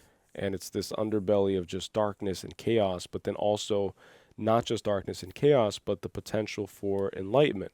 And so in order for you to, I think it was Carl Jung, right? He says that in order for a tree to reach heaven, its roots have to extend all the way to hell. And I think that that's what Hogwarts represents in this case, is this tree of life kind of. And so in order for Harry to reach all the way to heaven, he has to venture into the deepest recesses of Hogwarts itself, of that castle, and go beyond the facade and the beauty and the majesty of his environment, and just seek that get depth. down to the nitty gritty. And then in doing so, he rescues the Virgin, which is the purest form, I think, of being, if that makes sense. It's the Virgin Mary. It's the Virgin, right? So virgins historically, again, if you guys know better than me, which you probably do, because I can't think of anything. But if you know of any story aside from the Virgin Mary, like, I'm sure that there have been like different cases of like the Virgin being like very sought after and very valued in society. The chamber is that, and then Quidditch arm. Oh, and then foreshadowing too. I think that a lot of things that happen in our lives are kind of omens and signs from the universe and from God of what to expect. So when he was playing Quidditch and that ball hit his arm, it hit the same arm that became injured as the arm that got stabbed by the Fang. Yeah. And then Hagrid's dog is called Fang. Yeah. So the fangs of a snake, and then he became imbued with that venom. And I think it's just foreshadowing. It's like, it's that arm that was going to save the day, you know? And it got injured, and it kept getting injured, and it kept getting affected until the end. He was finally healed with the tears of a phoenix because he had risen again, you know? Okay, so the foreshadowing. And then going back to the whole Plato analogy, right? They exit the cave on the wings of a phoenix towards the moon. The moon governs the subconscious mind, kind of, right? It's the mind. And I think I'm already exhausting my mental capabilities, so I don't know if I'll be able to fully express this idea, but I feel like it's deeply symbolic, and I'll have to sit with it a little bit more. But they exit the cave on the wings of a phoenix, and it's literally shown as a cave.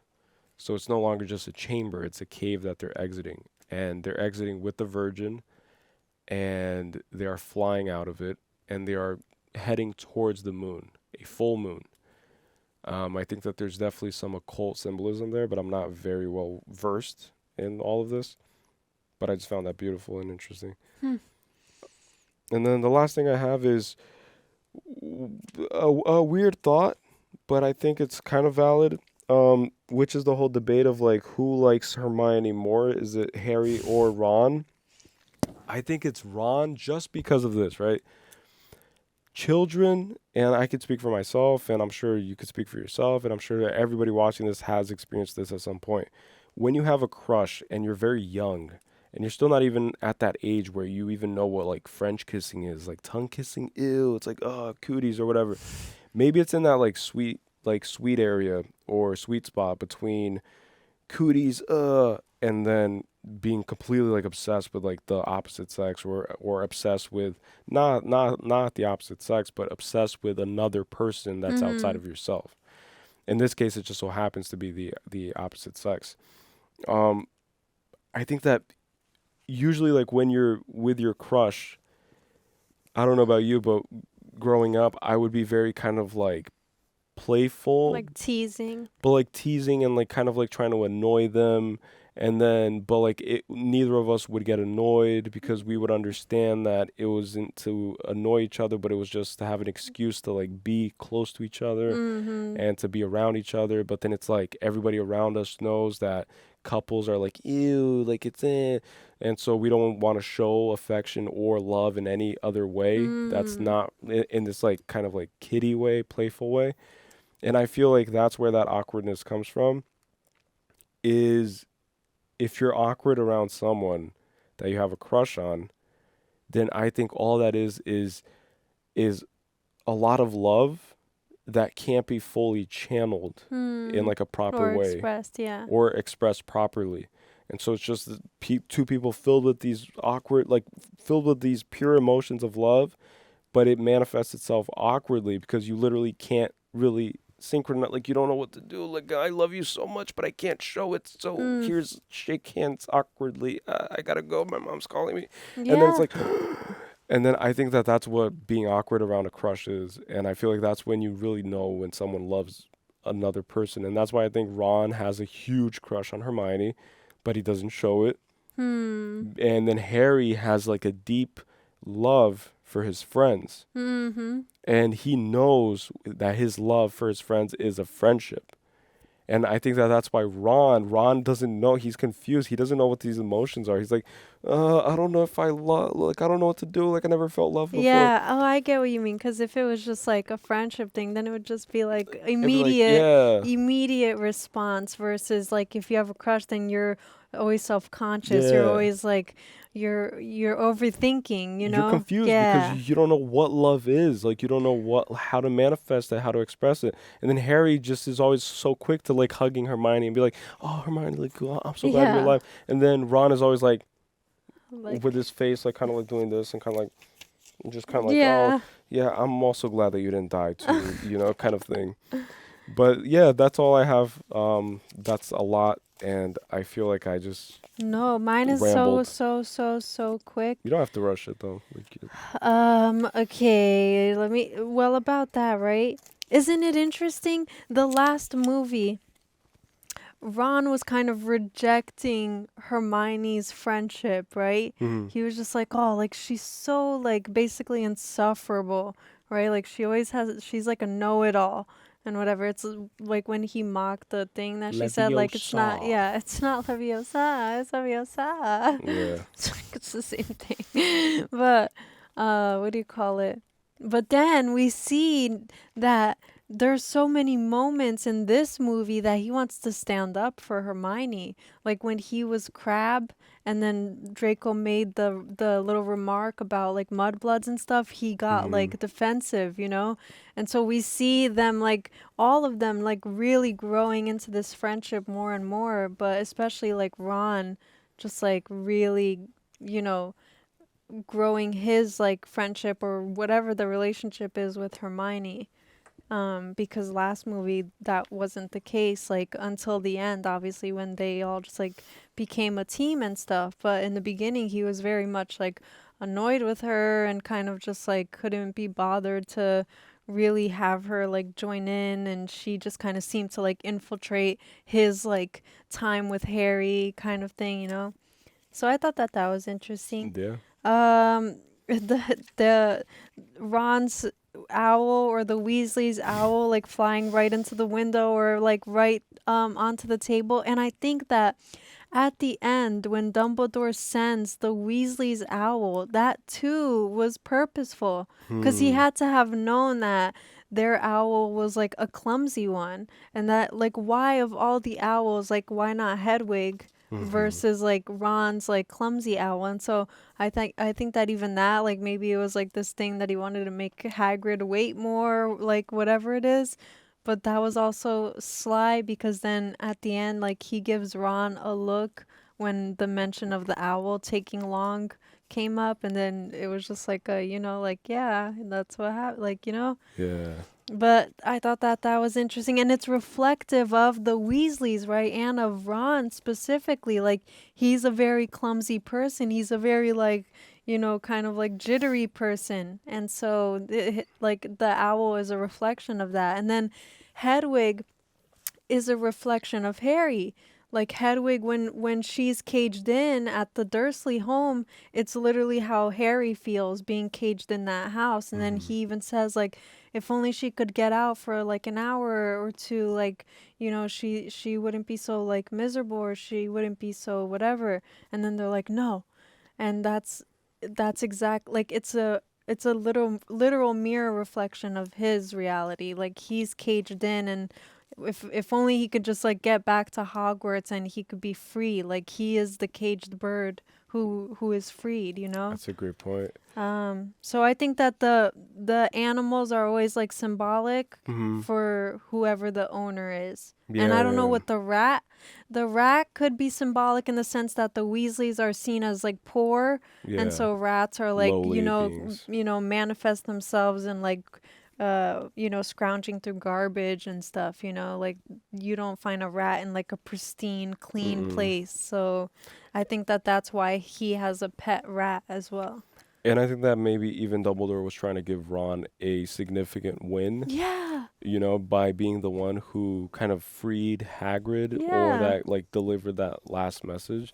And then also teaching Ron that he shouldn't be ashamed of his clumsy ways, because look at what his clumsy ways has been able to accomplish, is that because of his clumsy owl, which is a projection of who he is as a person, like you said, it is the thing that delivered the message that freed Hagrid. Yeah. And so like don't be ashamed of who you are. That's so nice. I didn't even think like that's actually really nice to think of it that way. It's pretty pure. Yeah. Let's see. All of this we already addressed, so that's why I'm just reading. Sorry, and I know you have to reset it. And I think that my last point, because everything else we kind of already I already talked in between. No, I swear. And I talked about it. I'm sorry. No, I swear. Like I like jumped in on a lot of the points that I already made. But the last point I wanted to make was about just that, about Hagrid being celebrated, right? Because I think that we notice, right, like Hagrid is called a gamekeeper, and he kind of has his little hut outside, which we don't see any, or groundskeeper. I don't know why I said gamekeeper. Groundskeeper. And we don't see any of the other teachers having like a little hut. Like they probably have a room within the castle. And then we see that in Tom Riddle's like memory or vision of with Hagrid rather, where he says like, oh, like that spider is what killed the girl, which we come to find out is Moaning Myrtle, right? That was the girl that was killed, and that spider is Hagrid's pet. And so Hagrid was culpable. And then even the Ministry of Magic or whatever had said, like, if it weren't for Hagrid's record, then, they would allow Dumbledore to vouch for him. But because of his record, he has to be sent to prison. And so I think that was like a great redemption at the end, where everyone is just like clapping for him, because I think that he's very misinterpreted and very misjudged.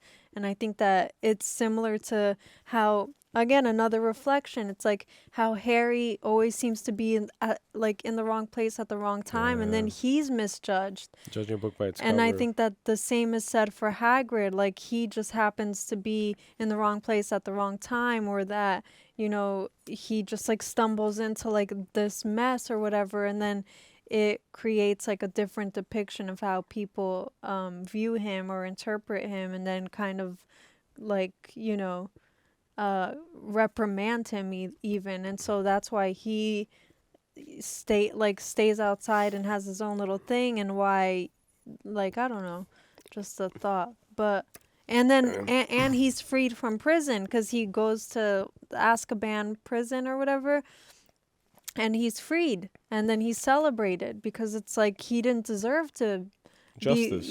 he didn't deserve to be. So I really appreciate that. It's like everything kind of comes full circle. And I think that he embodies the whole like gentle giant thing. Yeah. Because even when he walked through that door, you can tell that a lot of students are scared of Hagrid. And we don't see a lot of that in the movies, because our focus is always on the main protagonist's reaction to the character. But then when you see him walk through that hall, a lot of the students are kind of like scared of him because of his size. Yeah, he's intimidating. Yeah, so I think it's this idea too, that just because you are something doesn't mean that you have to be that something. So just because you are a giant doesn't mean that you have to do what giants and trolls do, which is to wreak destruction and havoc and whatever it is. So the same thing with Harry. It's like, just because you're found in this certain position at the wrong time and the wrong place doesn't mean that this wrong is going to wrong all of your rights. Right. Kind of, Yeah. So I think that that's interesting, yeah, because he has the biggest heart. out of everyone. Yeah, like he's the epitome of don't judge a book by its cover, Yeah. you know, because if you had just looked at him, you might think like, oh shoot, like you might like want to be fearful because of what you're saying. Like he's this big guy, he's, you know, he's like hairy, which is supposed to be like resembling of a beast, you know, Yeah, like all of his right, hyper-masculine, right. yeah. And then and towers over you and stuff, but then he is like don't judge a book by its cover, because within, like, he's just this like Yeah, he has like a deep care and friendliness with animals, which I'm interested in like seeing more of, because he had the what's the name of the three-headed one? Fluffy. He had a dragon The too. three-headed dog. He has his fang. He's friends with a monster spider, Aragog or whatever. Yeah. He has the little dragon and stuff. And so it's like I want to like that's telling too, right? Because animals and like creatures usually can read energy better. And so for them to all like gravitate towards Hagrid, or to be so like, you know, kind of like reciprocating, is because obviously these animals are personified, most of them, like the spider is, at least because it could talk. But for them to be reciprocating of that, then it's telling of his kind of light and his kindness and his like gentle soul. Which honestly, even in the first movie, he says that the dragon thinks that he's his or her mama. Yeah. Right? So, like, when I look at Hagrid, I see the perfect balance between the masculine and the feminine. I feel like a lot of men, especially nowadays, like, they really reject the need to also have a feminine side. Right, because we usually associate that with like being like toxic masculinity is exactly that. It's this idea that you just have to be like full on one way, and not realizing that we all like, and then women have to also curate and just develop that more masculine essence and side as well, along with the nurturing feminine side. So it's the perfect meshing. It's like it's the yin and yang symbol. You know, it's the fluidity of both. And Hagrid can embody a menacing brute force, right, with his crossbow, and like he's like a warrior when he needs to be. Yeah. But he's also very nurturing. And so he's both a father and a mother in many ways combined into one. Because his heart is so beautiful and so big and so large that he's the one that brings comfort and reassurance to Hermione when she gets called a mudblood by Malfoy. And so he's like a mother figure as well. And there was just one last thing that, oh man, it was on the tip of my tongue. Shoot. It was masculine, feminine. I completely forgot. But the whole essence is just that, is that you have to have a masculine and a feminine. And it's way too late right now, guys. It's literally 6:30. We have been recording for 5 hours. So my brain is mush. But yeah, so Hagrid is just very interesting because of that reason. Like, he is capable of both. Like, he's nurturing and he's also fierce. Like a brute. Yeah, like fierce. he could be, you know. And every man should be that. And I feel like even now, like, we have so many men who say that, like, you shouldn't cry and you shouldn't show emotions and stuff. But that's what makes you a full-on human. Like, that's part of the human experience, is that you can't just decide that you're not going to show emotions and you're not going to feel anything. Because life is about feeling. And so you have to be very in touch and in tune with your emotional aspects and with your emotional side. Yeah. Because that's where, like, it literally holds all the keys and all the secrets to developing yourself into a better man. Because it's all those repressed emotions from a child that is holding you back from fully developing and becoming the man that you could be. And that's why you have to have like a balance. And then the last thing I'll say is that the Chamber of Secrets could also represent the deep recesses of the human psyche. It's the neglected aspects of being. And it's where we have to dig deep into in states of meditation, through therapy, through psychedelics, through mind-expanding substances, whatever you choose to do to expand your consciousness through experiences, learning, whatever it is. That's the chamber where you will uncover truths about you, about who you are, which is what happened to Harry. Like, he discovered that Voldemort, like, he pulled from the Akashic records, kind of, so that can represent the Akashic records, where you pull from this part of your psyche where you uncover all of these secrets, and that allows you, strengthens you, I can't speak, allows you to become better equipped to face future battles. Is when you confront the snake and you confront the dragon and you confront the troll and you learn new lessons. And then again, Lord, give me strength. Okay, here's a troll for you to battle. Here's a basilisk for you to take down, slay.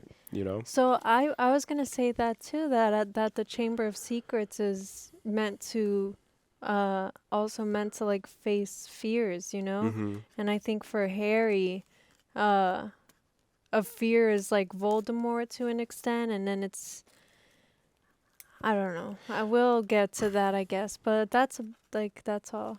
Yeah. Because his whole life has revolved literally around his attachment to this evil entity. Yeah. And so a lot of these films, like they kind of take us on this journey. Like, you go inside of a protagonist's mind, kind of, and their own inner struggles. And in this franchise, it seems that so far, like, what we're witnessing is Harry's inner struggle between, like if I'm attached to Voldemort and if I'm attached to this evil thing, like, am I also evil if I could speak to snakes? Like, am I going to face the same path? Am I going to go down the same route?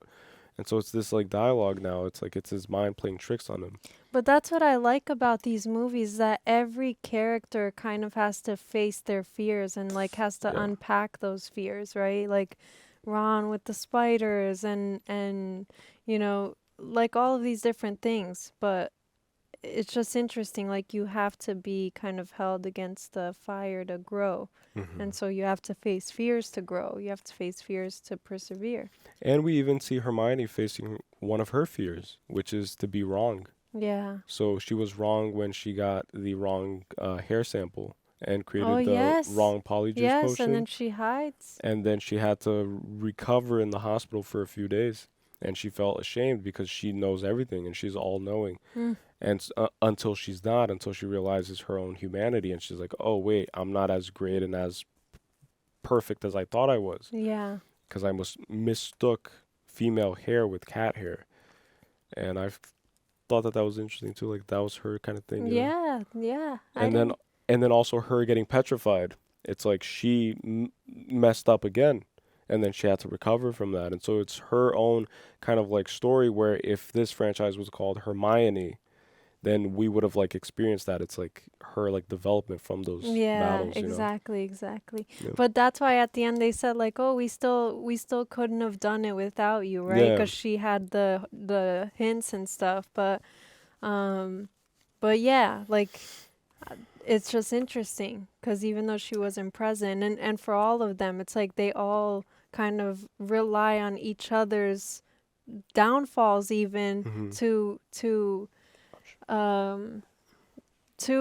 excel over the thing that they're all facing together, if that makes sense, you know? And so, like, with the chess thing, like, that might not be Hermione's strength, but it's Ron's strength. And then with the, you know, with the knowledge thing and how Hermione knew how to deal with that plant thing that they dealt with in the first movie. And Ron was like freaking out. So it's like someone will thrive in the other's kind of weakness, you know? And so they all like just rely on each other, and even if one fails, they all won't fail at the end because they all will still have that like joint unity and that joint union and connection. And they say that the most perfect number is 3 because it's the most, it's the minimum amount that you need in order to form one of the platonic solids, which is a triangle, which is like and so it's considered by many schools of thought to be the perfect number 3. And then that's why perfect things happen in 3s. And I think that that's also purposeful. It's like you have these 3 characters, and one is female, and you have masculine energies, and you have female energies, and you have this adventure that unfolds, and they all kind of learn from each other, and they, you know, like they all kind of add on to each other's experience. And yeah, Yeah. that's all I have to say. And, Me and I too. think that we have to call it here Yeah. because my mental juices, my like brain juices, literally is like negative right On now. empty. Like like my like brain is like like what Mine threes? has been that way. What are threes? A triangle, platonic solids. Mine- It's like I'm like trying to Mine remember is words. that way. I like couldn't even speak today. It's But like a mashed potato right now in my head. it's the first day back. First day back on the job. Hopefully you guys enjoyed this reaction / afterthought / review. Do you have anything else to say about the movie before we sign No, off? I really liked it, but I will say I liked the first one better. Like a Really? little bit better, yeah. I did. But I like this one because of the more context that it gave us. You know? Yeah. Of like who each person is a little bit more, like who Hermione's family is, who Malfoy's family is. So it's building on that story more and stuff. And then who Hagrid is more. But I did like the first one just in terms of the, I don't know, like maybe the pacing of it. Mhm. I think this one was longer. Maybe Longer. that's probably why. But not because it was longer that I like it less, or that not that I like it less, just that the other one That you prefer the other one, yeah. that I did prefer the other one. It just, I think it's because it was so wholesome, and it Mhm. just like was like the, first impression, and it just really, And it introduces you to the world for the Yeah. first time. Everything's new. Everything's amazing. Everything's Yeah. I like this one a little bit more. Like so far, this one's my favorite just because of the. I like how it's like the vibe kind of, and I hate to say that. Like I like the vibe of this one. I just yeah, like the no, vibe, man. but it's true. But I like the overall world in this one. It seems more gritty. It seems darker. It seems more serious, and I feel like it relates more to how life is, like how reality kind of is. I think my only con, maybe this is what it was that there was a lot of like moments, like Oh, yeah, like yeah. like the slug throwing Yeah. up, and like I don't like spiders, and all of these like kind of like Yeah. like icks and stuff, and then Squeamish yeah, moments. squeamish moments, exactly. I think Yeah. that played a role in like why I was a little bit more like with this one. But I really no, but I'm like so invested, and I can't wait to watch the next one. Me too. And yeah, and with that being said, we will be continuing this whole franchise. And like I mentioned in the beginning of the video, like we will also be doing Lord of the Rings and concluding that one. We will also soon be starting up Star Wars, right? Because I've never seen a Star Wars movie. I Me have no idea what I literally like I'm lost, and I've always been lost when it comes to Star Wars. We will continue also Marvel, with the next one being Hulk. Incredible Hulk, yeah, Incredible Hulk, and so on and so forth, and anime and all that good stuff. And so, this is a new turning point for us together for this channel. And just like the Phoenix, like I think it's a great example of what we kind of went through, which we'll be talking further on like future episodes and stuff. But we went through our own kind of death, and now we're just being reborn again with like new understandings and new commitments and new just life experiences, because we went through a lot in these past few weeks. But similar to the Phoenix, our goal is to rise with Harry Potter and catch the snitch And heal the world with our tears. and heal the world. Wow, that's interesting. Heal the world that's actually wow. That's actually perfect right there, yeah. And heal the world with our tears or Hey, with what can our I say? mentally gone ideas or whatever. So with that being said, thank you so much. And if you enjoyed this video, if you gain value from this channel, from any of the videos on this channel, best way to let us know is by dropping a like, subscribing, turning on the notification bell so you don't miss a future reaction. And if you haven't subscribed to the Patreon, that's where you'll find full-length uncut reactions and early access to all the reactions that you see here on YouTube. And with that being said, thank you so much. And don't forget that it's never wrong to be mentally gone. Peace to the world.